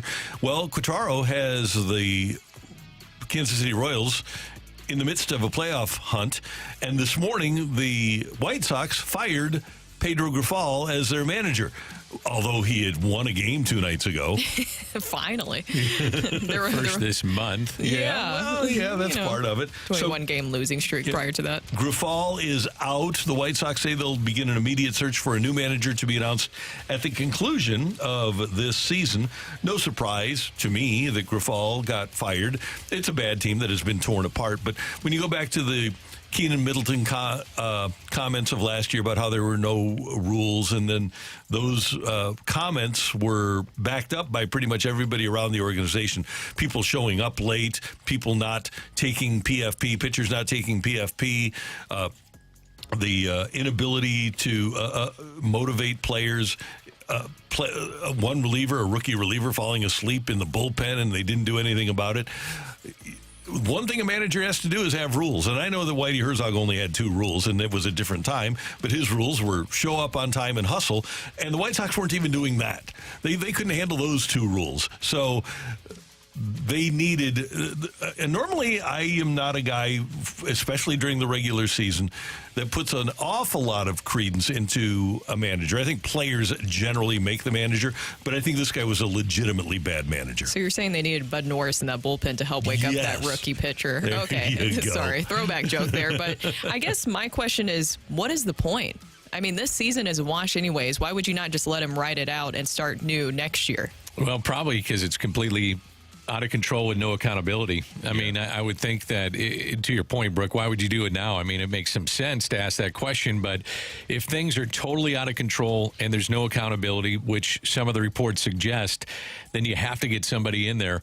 The interesting thing is now kind of moving the story forward. Do you bring in a veteran manager? And would a veteran manager want to take on this task of trying to turn the thing around, or a young guy that can withstand losing? Randy, you brought up a really good name, potentially, that spent a lot of time with the White Sox, and that's Joe McEwing. Mm-hmm. He would seem to be a fit, needs a chance, can probably bring accountability, comes from a great pedigree of the Cardinals organization, knows the White Sox organization. That potentially would make some sense, I think, looking forward to next year. I would think so. He interviewed for a ton of jobs, was highly regarded, as you mentioned, by the White Sox. I would think that would be somebody in Joe McEwing that would at least be part of the interview process over there. What else has to change for the White Sox, though? So you fire a manager, you're going to bring in a new one, but does something else have to change culturally within that organization? Go get talent. Yeah. I mean, ultimately, it's on the players. I truly believe that. And the manager can put guys in positions to try to have success. He can have accountability. He can run a bullpen, but you got to have some talent. And if you don't have talent, which they don't, it's going to be another long season for them. And you got to be able to spend some money, which by all accounts, they're not going to do. And they have to do a better job. And hopefully they did do a good job of getting what they got for a guy like Dylan Cease. And Kopech, too, by the way. Kopech is an effective pitcher. You go back to the 2021 White Sox who won the division. They won 93 games, and they have nothing to show for Jose Abreu. They have nothing to show for Cesar Hernandez. Tim Anderson just fell off a cliff under Grifol, and they have nothing to show for him. Moncada's been hurt all year. They still have Andrew Vaughn. Robert hasn't. He's only been a shell of what he was in the past. And you look at the pitching. They have nothing to show for Giolito. They we don't know what they have to show for Dylan Cease. Keuchel is gone. They have nothing to show for Lance Lynn. They have nothing to show for Carlos Rodon. So a team that won 93 games just 3 years ago and had a lot of talent, and they have nothing to show for that talent at the moment. Now, you can turn things around fairly quickly if you spend money. Mm-hmm. Let's say you spend it right on the veterans that you have and have somewhat of a core, but they don't have a core really. And the thing is that their 2 top prospects have kind of hit a wall. Mm-hmm. That's an issue too. But I look at Kansas City. I mean, last year that's a 100-loss team. Not very good, obviously. And then this year, they become, I think, a threat in the American League. And we'll see that for the Cardinals coming up in a 2-game series at Kauffman Stadium. But, you can turn around fairly quickly, but they're so bad. I don't see that happening anytime soon. Not at all. I think that's a very fair point, Dan, is that's the only way that you can, it feels like, in this situation, rebuild somewhat quickly. But even then, would you kind of put maybe a 3-4 year timeline on that? Yeah. And you better spend on the right guys. Yeah. And you better develop some players that you can build around. And if they don't have that, it's going to be a long, long way to go. Tony La Russa is still a consultant for Jerry Reinsdorf. You have to believe that Tony La Russa would put in a word for Walt Weiss, who has been a good major league manager. He's been in the playoffs before. He's now the bench coach for the Atlanta Braves.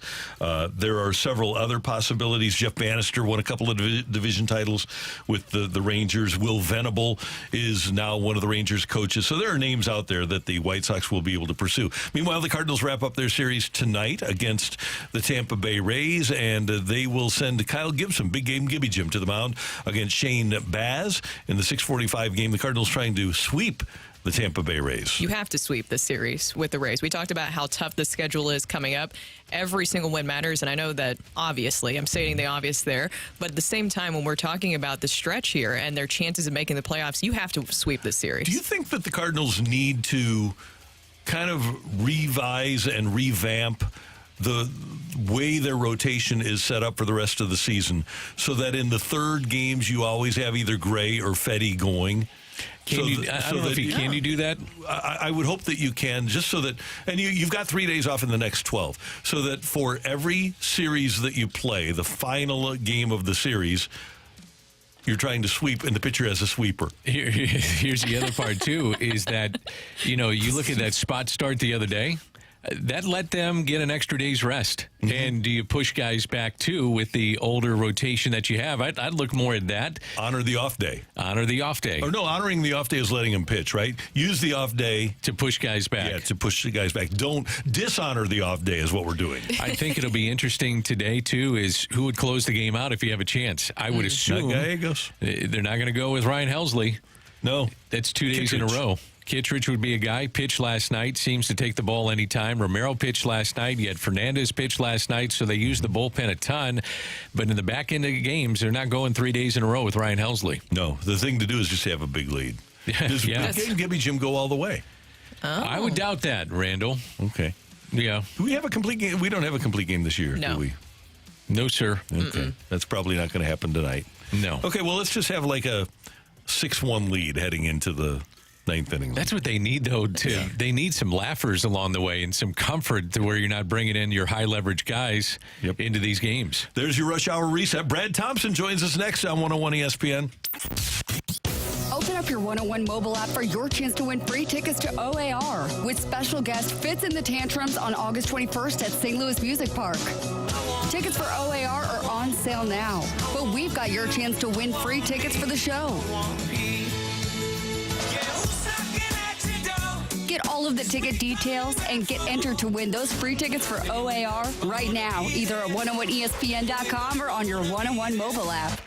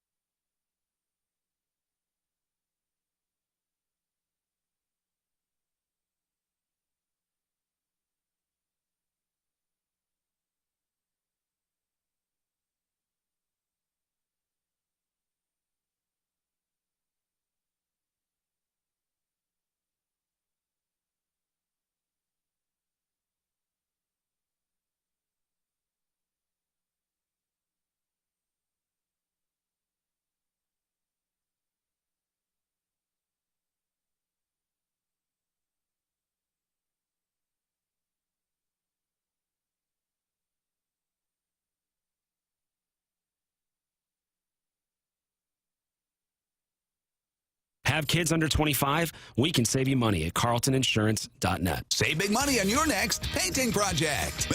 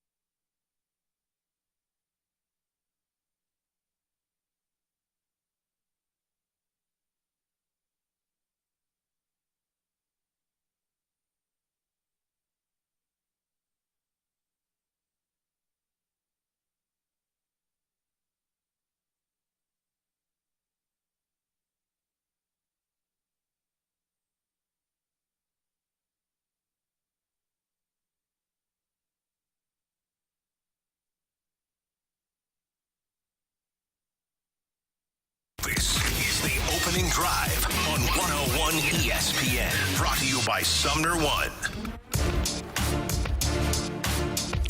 Brooke, Dan, and Randy, and it's always a happy day when you can talk to Brad Thompson, who will be on the call tonight for the Cardinals and the Rays on Bally Sports.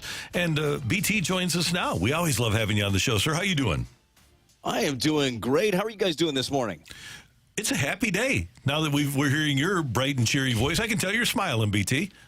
I'm always smiling, Randy. I got to tell you, though, and this is like, it's late morning. It's 9:15.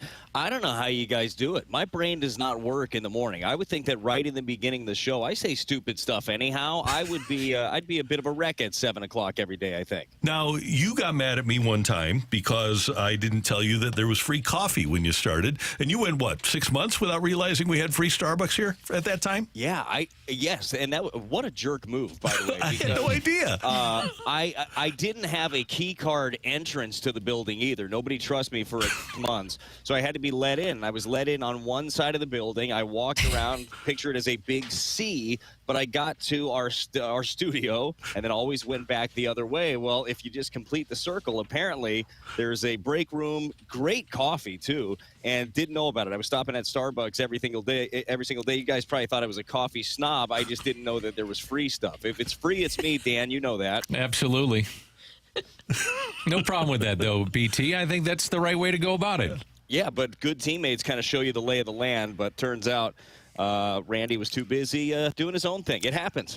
See, if I was a coffee drinker, it would have been a different situation altogether. But because I wasn't a coffee drinker, I just assumed that you were a coffee snob and said, oh, he doesn't even want this. Yeah, Mr. Starbucks over here. Look at him. So is that when you that leads me to the question here. Is the first thing you do in the morning when you do get up, is it coffee? 100%. Yes. First thing I do, I should set the timer. I just do the little Keurig K-cups. I don't do like the fancy pressing my own coffee or anything like that, although that might be fun.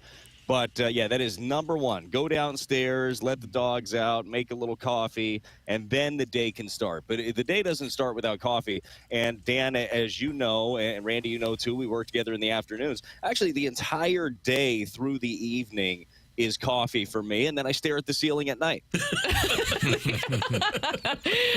For your K-Cup coffee, by the way, which brand are you using? So I vary everything. I just got on Amazon yesterday because I was almost out of coffee, and I got this like sample pack that had 2 of like 20 different varieties. So I think this morning I'm drinking a little Krispy Kreme.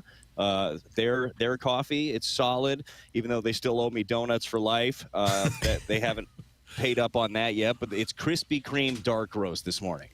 Hey, BT, I want to get into some things that kind of stood out from last night. I'll start with Paul Goldschmidt, not in the lineup. And do you see this going forward as kind of a matchup thing for him with the struggles that he's had this year? I think that there are going to be times that you have to do that. And you know this better than anybody. You need Goldie. You need him to get going. If this team wants to make a run at the playoffs, which they do, they want to win the division, they want to go deep into October, you're going to need Goldie to do Goldie things. Yesterday was one of those games. You had Taj Bradley on the mound. You know the numbers coming into it. He had dominated right-handers. I think that overall the Cardinal lineup did a really good job against him. But you had the combination of he dominates righties, and Goldie had been struggling mightily. I believe he was like 0 for his last 18 coming into that ball game, 7 strikeouts during that time. So you had to kind of make that pivot. I still think that Goldie's going to be in there more often than not. But if he continues to struggle and you have other guys that can step up in his stead, I could see a little bit more of Alec Burleson over at first base if the matchup is there. But boy, that's not a great recipe for success, is it? I mean, for this ball club, you need him to be doing it. You need Arenado to be doing it.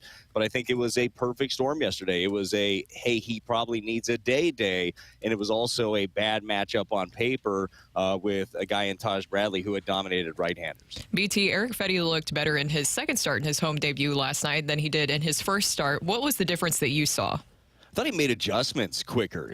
You saw, especially early, he was missing with his cutter, and he was missing arm side, a lot like he was doing in Chicago, and the ball was up, but instead of missing a bunch of times in a row or trying to overthrow, he was able to keep his mechanics, stay back, and get on top of the baseball. And he is a pitch maker. So he is a guy in Eric Fetty that is not going to blow it by you. He's going to be on the corners, living on the margins, and I think that he did a really good job of that in the ball game. So you had he worked around some trouble there in the second inning. He had the leadoff double and then the walk against him, got a pair of strikeouts and then the ground out, and really just executed pitches. I thought he looked comfortable. I'm sure that first outing against the Cubs in Chicago, Cardinals, Cubs, I'm sure that he was amped up. And he settled in after that second inning, although a lot of damage, right? 5 runs in that second. But he just made adjustments quicker, and that's kind of the Fetty that you expect to see going down the stretch. You'd like to see more than 5 innings. Pitch count got up there on him,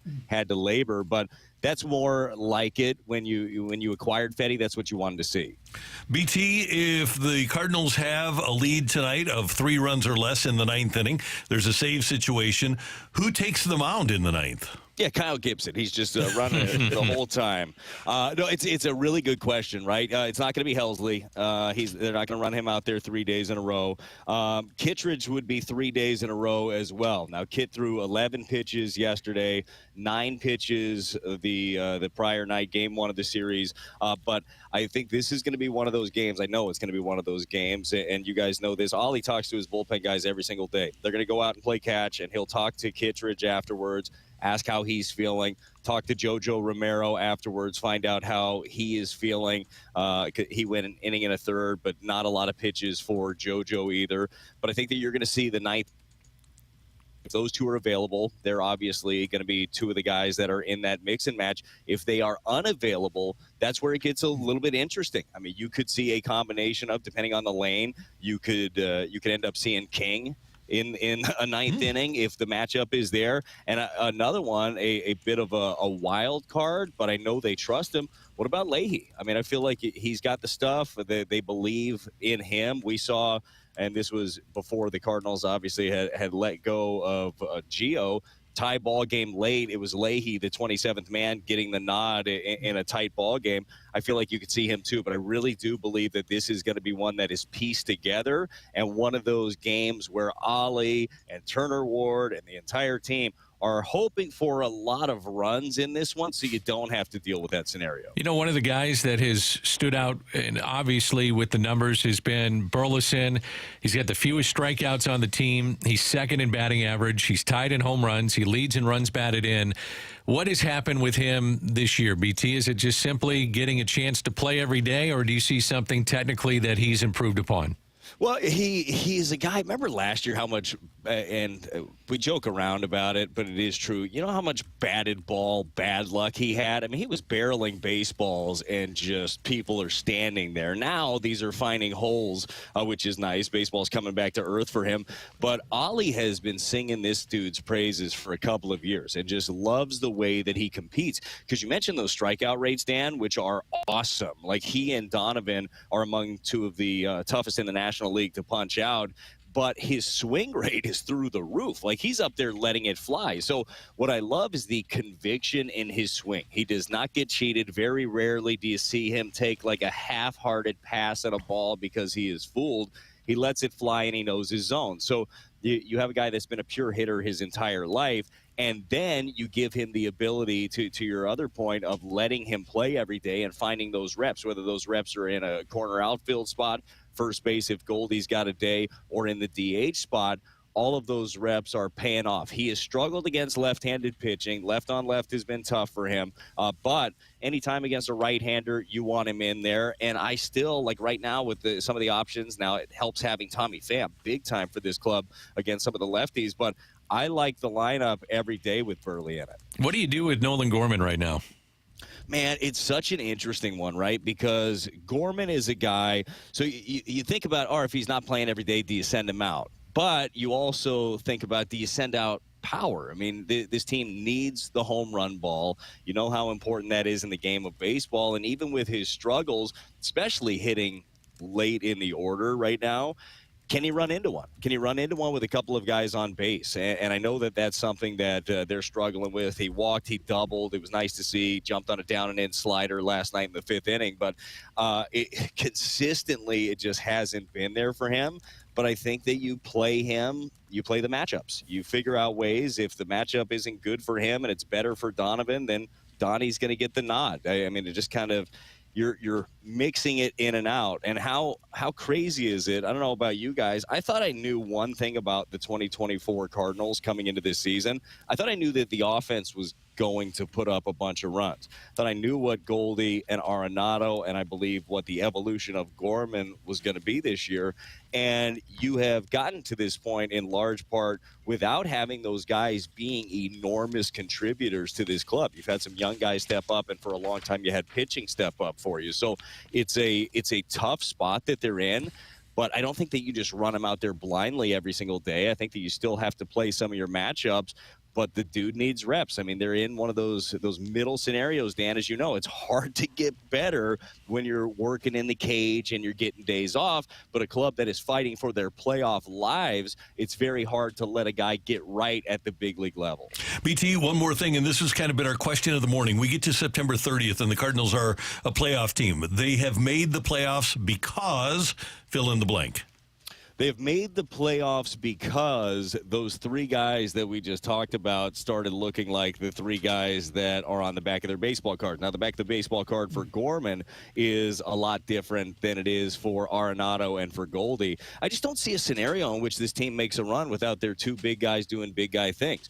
The Cardinals went on a run for a while and played really good baseball. It had about a month span of being the best team in baseball, and they didn't do that because they were coming up with clutch hits left and right. That really wasn't it. They did that because their pitching staff was outstanding. The starters were getting it done, and the bullpen was among the best in baseball. Now, that has kind of come back to earth a little bit here in the last few weeks.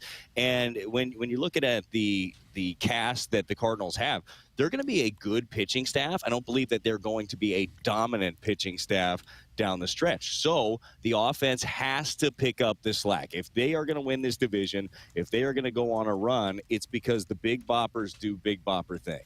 BT, we always appreciate you joining us on the show, especially in the morning because you have to get up early. And you always bring great stuff. You're the best. Oh, you guys are the best. And you know, I've got kids. We don't sleep in around here. There's nobody. Either a kid or a dog is going to wake me up, Randy. I still got my old dog Molly is 17 and a half years old. She's still around somehow, some way, and she gets us up every couple hours. That's great. Well, tell Molly we all said hi. She can't hear you, but I'll write a note or so. She can't see either. I'll figure it out.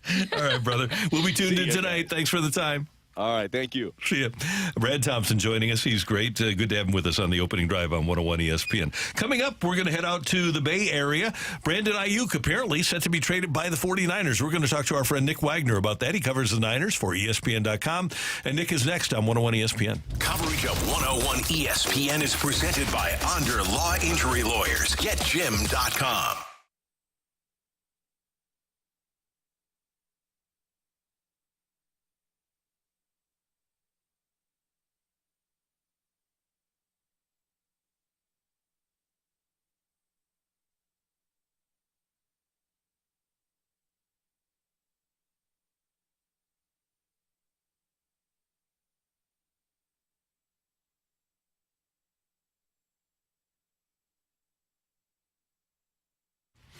Hey, it's Randy, and when it comes time to sell your home, if you want to upgrade, maybe you want to just downsize, you need a reliable and experienced and trusted agent. Well, take it from me and get to know Gloria Liu with Your Home Sold Guaranteed Realty. Here's why you should call Gloria, because she's already got buyers for you. That's pretty incredible to know, but it's true. She has an exclusive database from her 20 years in the industry of people that are looking to buy in your neighborhood and in your price range. So Gloria already has those buyers, and she's able to guarantee the sale of your home in writing. And that's pretty cool, that you know that you're going to get a certain price for your home, because if she doesn't sell it, she is going to buy it. She guarantees to buy your home if you don't sell it at her price and the price that you agree to. That's how Gloria nets you the most money and creates the highest demand. And many times you're going to get multiple offers, and that means more money for you. Call Gloria Lou today if you're considering selling your home. 314-325-6888, 314-325-6888, or visit GloriaHasABuyers.com. Gloria and seller must agree on price and possession date. To learn more, visit GloriaHasABuyers.com.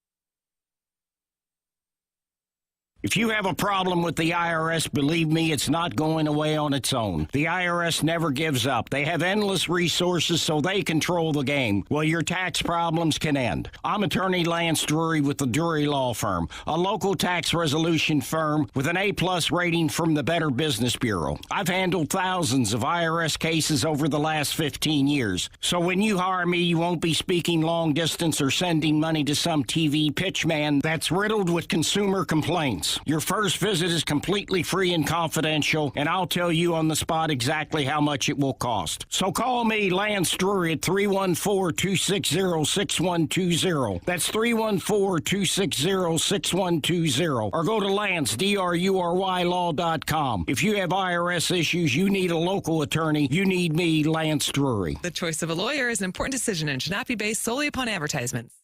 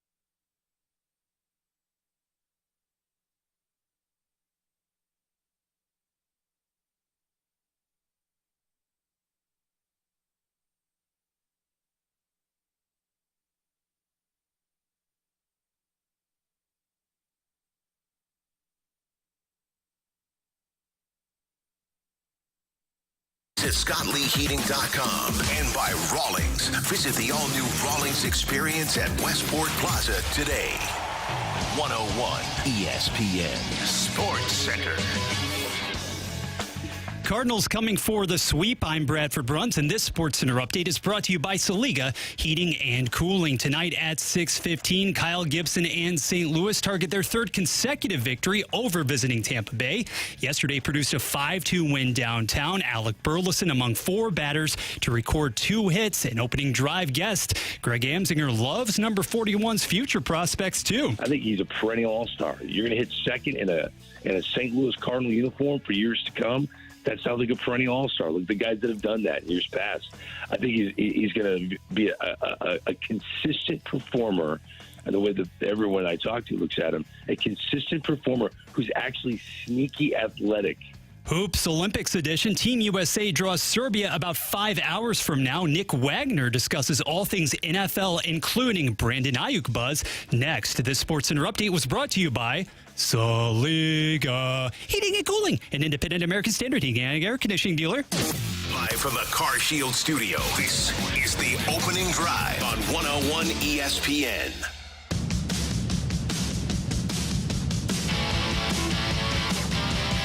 Brooke Grimsley, Danny Mac, Randy Karraker, and it's always great to hear the voice of ESPN's Nick Wagner. He is a native of Edwardsville. He is a Missouri Tiger. He is Mizzou made, and he is now the longtime beat writer for ESPN.com for the San Francisco 49ers. Nick, good morning. How you doing? I'm doing well. How are you guys? We're doing great, and we thank you for being up at 7:30 West Coast time for us. I'm always up early anyway, but during training camp, I find myself doing like odd errands and things that I can't otherwise get done at just ridiculous times. So that was why I sent you a panic text, like, give me 2 more minutes because I got to do something. You got it. Well, we're thrilled that you're with us. Let's start with this. A lot going on, and especially from a Mizzou standpoint with the Niners. But the big story that you're covering now is Brandon Ayuk. Where does that stand as far as your reporting is going? It is one of the weirdest contract sagas that I've covered in my 20-plus years of doing this, to be honest with you, Randy. And just let me take you back, as far back as the owners' meetings of 2023. So I'm talking March of 2023 down in Phoenix. I had conversations with 49ers people. They were getting trade inquiries on Brandon Ayuk all the way back then.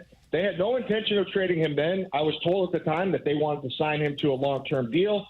Everything that took place in the roughly year after that pointed towards that being the case. And even after the NFL draft, when they fielded some trade offers, but they didn't really get anything that they thought was going to be good enough to make a deal there, I still thought that was the way this was headed. But here over the last couple of weeks, there's been really a significant shift in kind of the way this thing has been viewed. And for the first time, I felt like there's a trade possibility that's realistic here. And it seems like Brandon Ayuk wants Pittsburgh. I don't think he wants New England, obviously, and I don't think he wants Cleveland either. But the Niners still have no reason to give him away, and I would say it would be malpractice for them to give him away for just draft picks because this is a team that's trying to win a Super Bowl this year, and if you trade for draft picks in 2025 and give away your best receiver, you're seriously harming the potential to do that. So a lot of things still to play out here. I think the 49ers are trying to, if they're going to trade him, get something back. There's still a possibility that he could return. I don't know that a long-term contract in San Francisco is on the table, but I do think there's still at least a chance that he plays out this fifth-year option, and then they revisit this all in the offseason. Nick, you're right, because it has been really shocking because you saw him last year. That connection that he had with Brock Purdy was amazing. So if I was the 49ers, I'd find any way to make sure he stays there so that he can continue to have that success with Brock Purdy. So you do think there is a possibility that he could stay with the 49ers? I think there's a chance. That, if you put the gun to my head and said, which way are you leaning right now, I would say, yeah, I think he probably gets traded, and it probably is to Pittsburgh. But I just think that when it boils down to this, the 49ers are in their Super Bowl window, but this could be the last year of this group, this nucleus that they have in place together, because Brock Purdy is going to have to get paid after this year. And once that happens, some of these other highly paid guys, they're simply not going to be able to keep around much longer, if at all. So there was always going to be a reckoning at wide receiver because they already paid Deebo Samuel, so they were going to have to kind of choose between those two guys. But I think they were always hoping that choice wasn't going to have to come until after this year. So, it would be a bad decision. I don't think there's any way to sugarcoat it. It would be really crazy if they traded him, and especially if they traded him in a situation where they didn't get something back that could either replace him or strengthen another position for this season, because this isn't just about this year either, Brooke. To your point, the 49ers have a lot of guys who are toward the end of their careers rather than the beginning or in their primes. Ayuk is a guy who's in his prime. And so if you're looking beyond just this year, in 2027, let's say, who are going to be your foundational players? To me, Ayuk is one of the 4 or 5 guys in the roster that you can look at and say, that should be one of those guys. How has Cody Schrader been faring in camp with the San Francisco 49ers? He's doing about exactly as you would expect, Dan. He is the guy who never makes mistakes. And this is a very interesting place for a running back, and it has been the entire time Kyle Shanahan's been here. And really this dates back to his dad, Mike Shanahan, in Denver, where undrafted or late drafted guys always seem to kind of bubble up and have success in this system. And Cody Schrader looks like a guy who has a chance to be the next guy in that line. Now, he's got some work to do in terms of kind of making the roster just because they have a talented running back room. Obviously, Christian McCaffrey is the primary guy, but then you have Elijah Mitchell, you have Jordan Mason. They drafted Isaac Arendo from Louisville in the 4th round. But I will say, almost every year they've been here, they've taken 2 running backs or acquired 2 running backs either in the draft or then undrafted free agency. And almost every time they've taken a running back in the 3rd or 4th round, whoever they got later, whether it was the undrafted guy or it was a late drafted pick, that guy did better than the higher drafted pick. So history is kind of on Cody Schrader's side here, but he's a natural fit. The outside zone running scheme, a lot of kind of carryover from what they did at Mizzou. Bobby Turner, the legendary running backs coach here, who I think has coached something like 28 guys who had 100-yard games in the NFL from all over the map. Is here, really likes Cody Schrader. So I think he's in a good spot to, at minimum, make the practice squad. A couple of the guys in front of him right now, they're dealing with some injuries, so maybe something shakes out where he lands on the 53. Some of that also will come down to kind of how he fares on special teams here. But expect to see plenty of him in the preseason games here in the next few weeks. Our friend Nick Wagner of ESPN.com with us on 101 ESPN. I want to go back to Purdy. The Rams have been gone for a while. It's still a 53-man roster in the NFL, isn't it, Nick? That's correct, yes. And Brock Purdy, according to Spotrac, has the 55th highest cap hit among 49ers players? Yes, as we sit here right now in 90-man rosters at training camp, Brock Purdy doesn't count against the 49ers salary cap. That's incredible. That's kind of how crazy things are right now. So, and he will make up for it in a significant way, Randy. That was what I was going to ask. Do they look at him, because he's obviously a winner, and it's not the best quarterback, it's the next quarterback to get the contract. Do they look at him as the $55, $56 million a year quarterback? I think they do, and they do have an advantage in the sense that they can gather information for one more year here because they can't do an extension with him until after this season. So assuming he goes through this year healthy and he either approximates what he did last year or improves upon it, I definitely think he's going to get paid. Kyle Shanahan loves him. He's loved him since really very early on when they got him. They felt like, oh, wow, we might have something special on our hands, something that they clearly didn't expect, or they would have taken him much earlier, obviously. But he checks all the boxes, and I think that, they are so tired. I know I can speak personally how tired I am of covering quarterback drama here because they've had it every single year until this offseason. This was the first time it was a settled quarterback situation. There was no Tom Brady rumors. There was no Aaron Rodgers rumors. There was no trade-ups in the draft. There was no Trey Lance, Brock Purdy drama, none of that. No injuries, nothing. And so I think they like the idea of finally having some stability there, and especially with this guy. Hey, Nick, before we let you go, I want to swing back to Ayuk for a second because the Niners did take 2 receivers in the draft. One of them was their first rounder, and with Ayuk holding in, he hasn't practiced. How have the youngsters looked?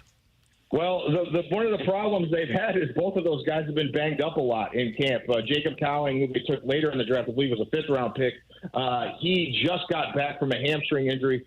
Ricky Pearsall started the 1st-round pick. He started camp with a hamstring injury, but now he's dealing with a shoulder after he kind of landed on it funny the other day. So Kyle Shanahan is notoriously hard on rookie wide receivers. So I'm not sure that they're at that point where they can count on one of those guys that they can just plug in for Brandon Ayuk and get similar production. So, like I said, I still think it would be a huge error on their part to deal him unless they can find a way. And maybe there's something out there that they can do where if Pittsburgh's only offering picks, they can get a third team involved and flip those picks to get a player who can help them now. But short of that, it's hard to envision a scenario in which the 49ers make themselves better by trading Brandon Ayuk. And I would be remiss if I didn't ask about the left tackle, the best left tackle in the game, in Trent Williams. Is he just holding out because he's old and he doesn't want to come to camp? Randy, you've been around long enough to know that you're right when you ask me that question. So there is a large part of that to this here. So I would expect that will get taken care of. He definitely does want a contract adjustment. The only thing that I think will make it a little difficult is because of his age, how much can you guarantee into the future because you don't know how much longer he's going to play. But Trent Williams definitely doesn't mind paying $50,000 a day in fines for extra days of vacation. Must be nice. No doubt about it. Nick, great to hear your voice. Thanks so much for the time. We always appreciate when you come on with us, and I'm sure we'll do it again soon. You got it. Take care, guys. Thank you, my man. Nick Wagner of ESPN.com. He is he's great at what he does, and I'm so happy that he got to go because he covered the Rams, and he had a horrible winning percentage, and he's gone there, and the team has been great ever since he got there, so he deserves it. Hey, did you know you can join 101 ESPN for the second annual Blues and Brews on Friday night, September 20th at the Anheuser-Busch Brewery? Get fired up for blues season at this outdoor street party featuring live music from country music star Matt Stell and St. Louis's own Charles Glenn Group, plus appearances by blues players and alumni, food trucks, 101 ESPN giveaways, and more. Tickets just $20 and are on sale now. Learn more at 101ESPN.com. Brooke, you got to see this Charles Glenn Group. They're really good. Oh, yeah, I think I know of them. They were at my wedding. Oh, yeah. Yeah, they were. That was such an art. So if I have a moment just to tell the backstory. So during the 2019 run, obviously covering that for the Blues, and Charles Glenn, as we know, was the national anthem singer, and I had a close relationship with him, did a story on him, as we all know, wonderful person, and I joked around with him. I said, one day, I want you to sing at my wedding, if you can, because he does weddings and other events on the side. And he said, okay, I'll hold you to that. And sure enough, gave his company a call, and I said, it's time to do a wedding here, and he sang at my wedding, and he brought that up during the wedding. Pretty awesome. Yeah. He did mine, too. Did he? Did he really? He was awesome. Oh, my gosh. Yeah, Wasn't he so incredible. good? Oh, Yeah. he was awesome. His wife came, too, and she's an amazing singer as well. That's so fun. Coming up, we've got Burnin' with Bradford. We don't have rock and roll. We've got Burnin' with Bradford next on 101 ESPN.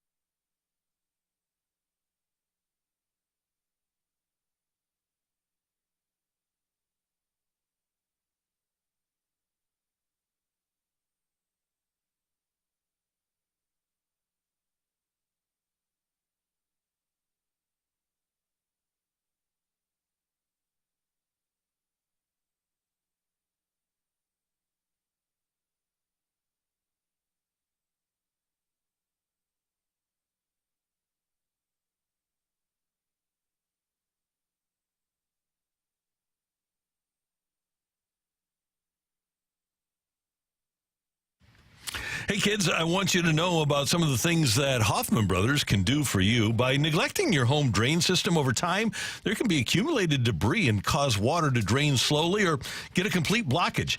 Getting your sewer lines and drains checked regularly is important, and my friends at Hoffman Brothers offer sewer and drain services, from sewer repairs, drain cleaning, full service, line replacements, sewer lining, and more.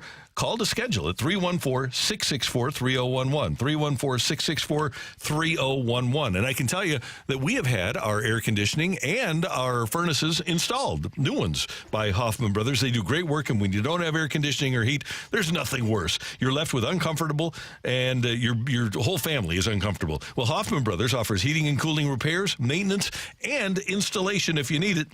If you're in the market now for a new air conditioner or furnace, get in touch with Hoffman Brothers at 314-664-3011 or visit hoffmanbros.com. Hoffman Brothers, improving life in every home. Hoffman Brothers is a proud Mitsubishi Electric elite contractor.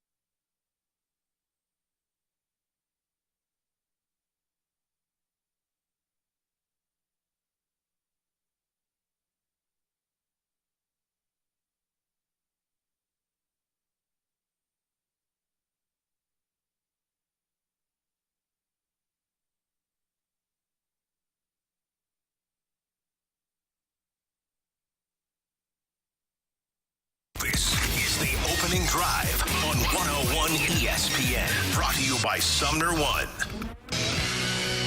I want to rock. And roll.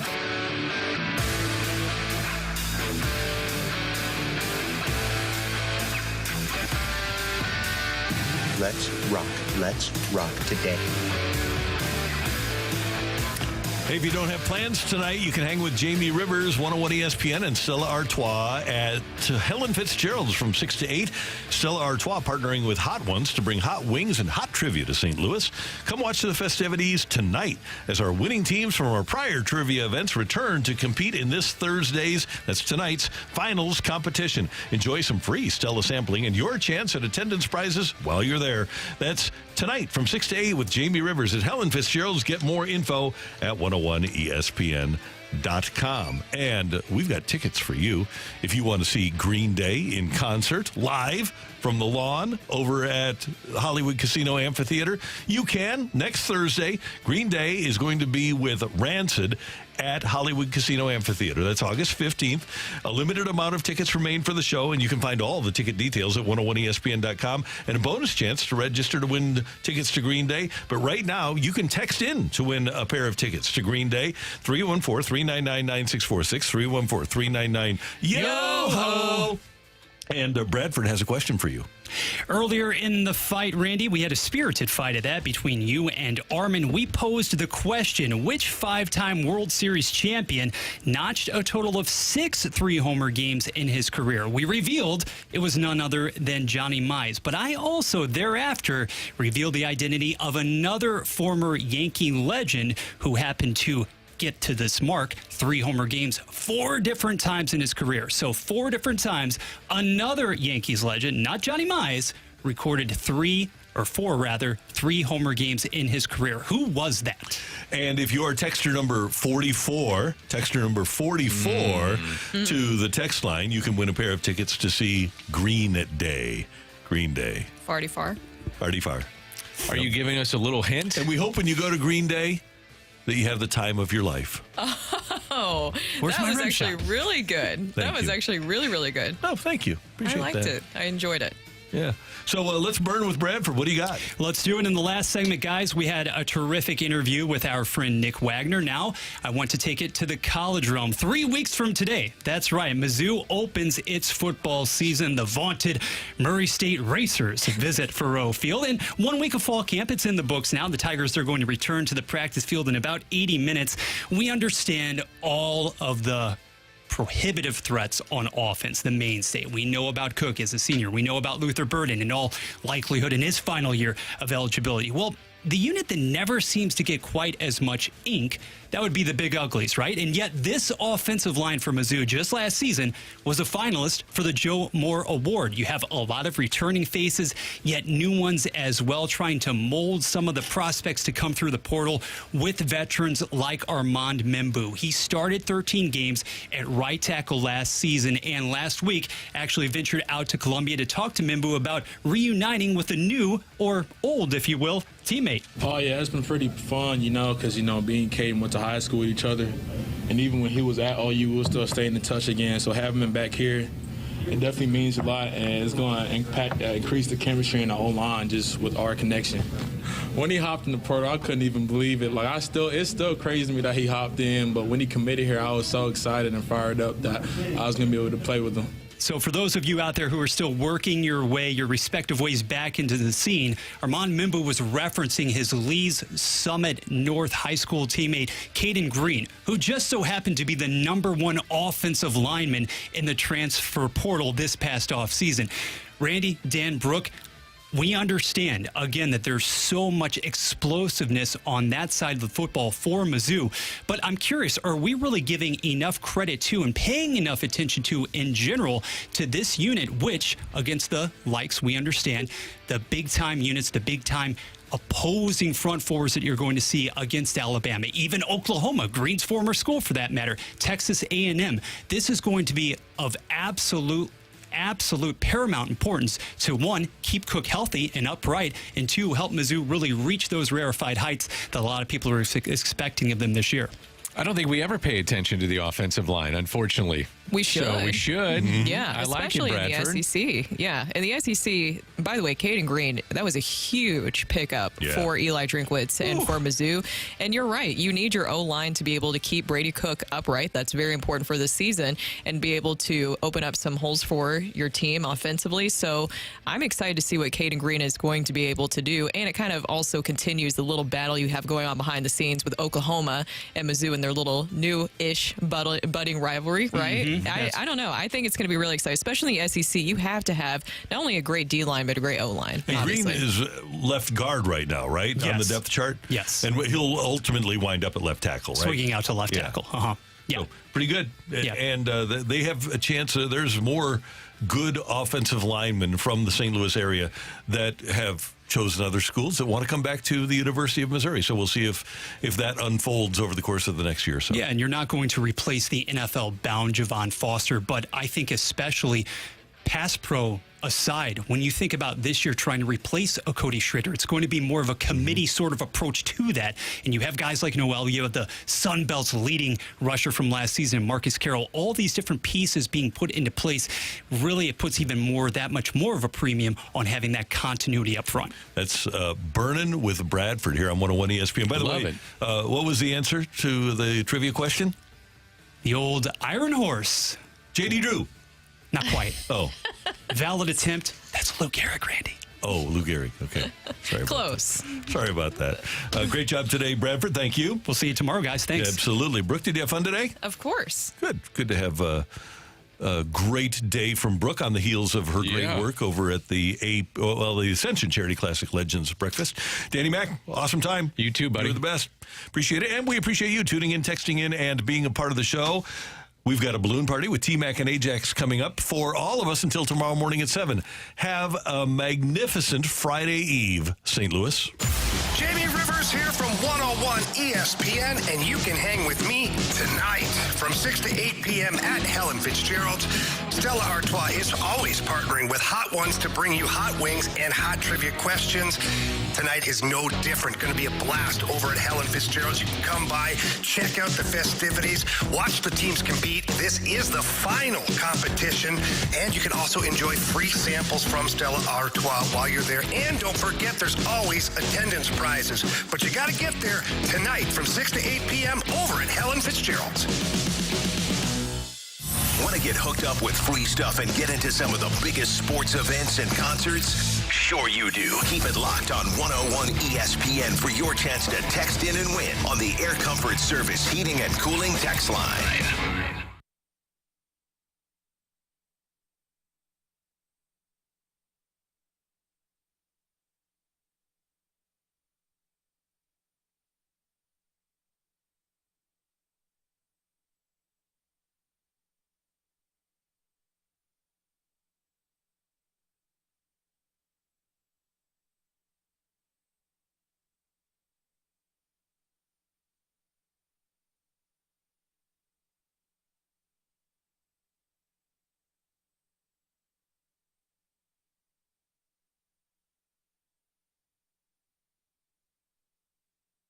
Get in your comfort zone with routine HVAC system checks twice a year from Air Comfort Service Heating, Cooling, and Installation. Our preferred partner plan starts at only $19 per month and includes discounts on repairs and priority service. For details, visit Air Comfort Service.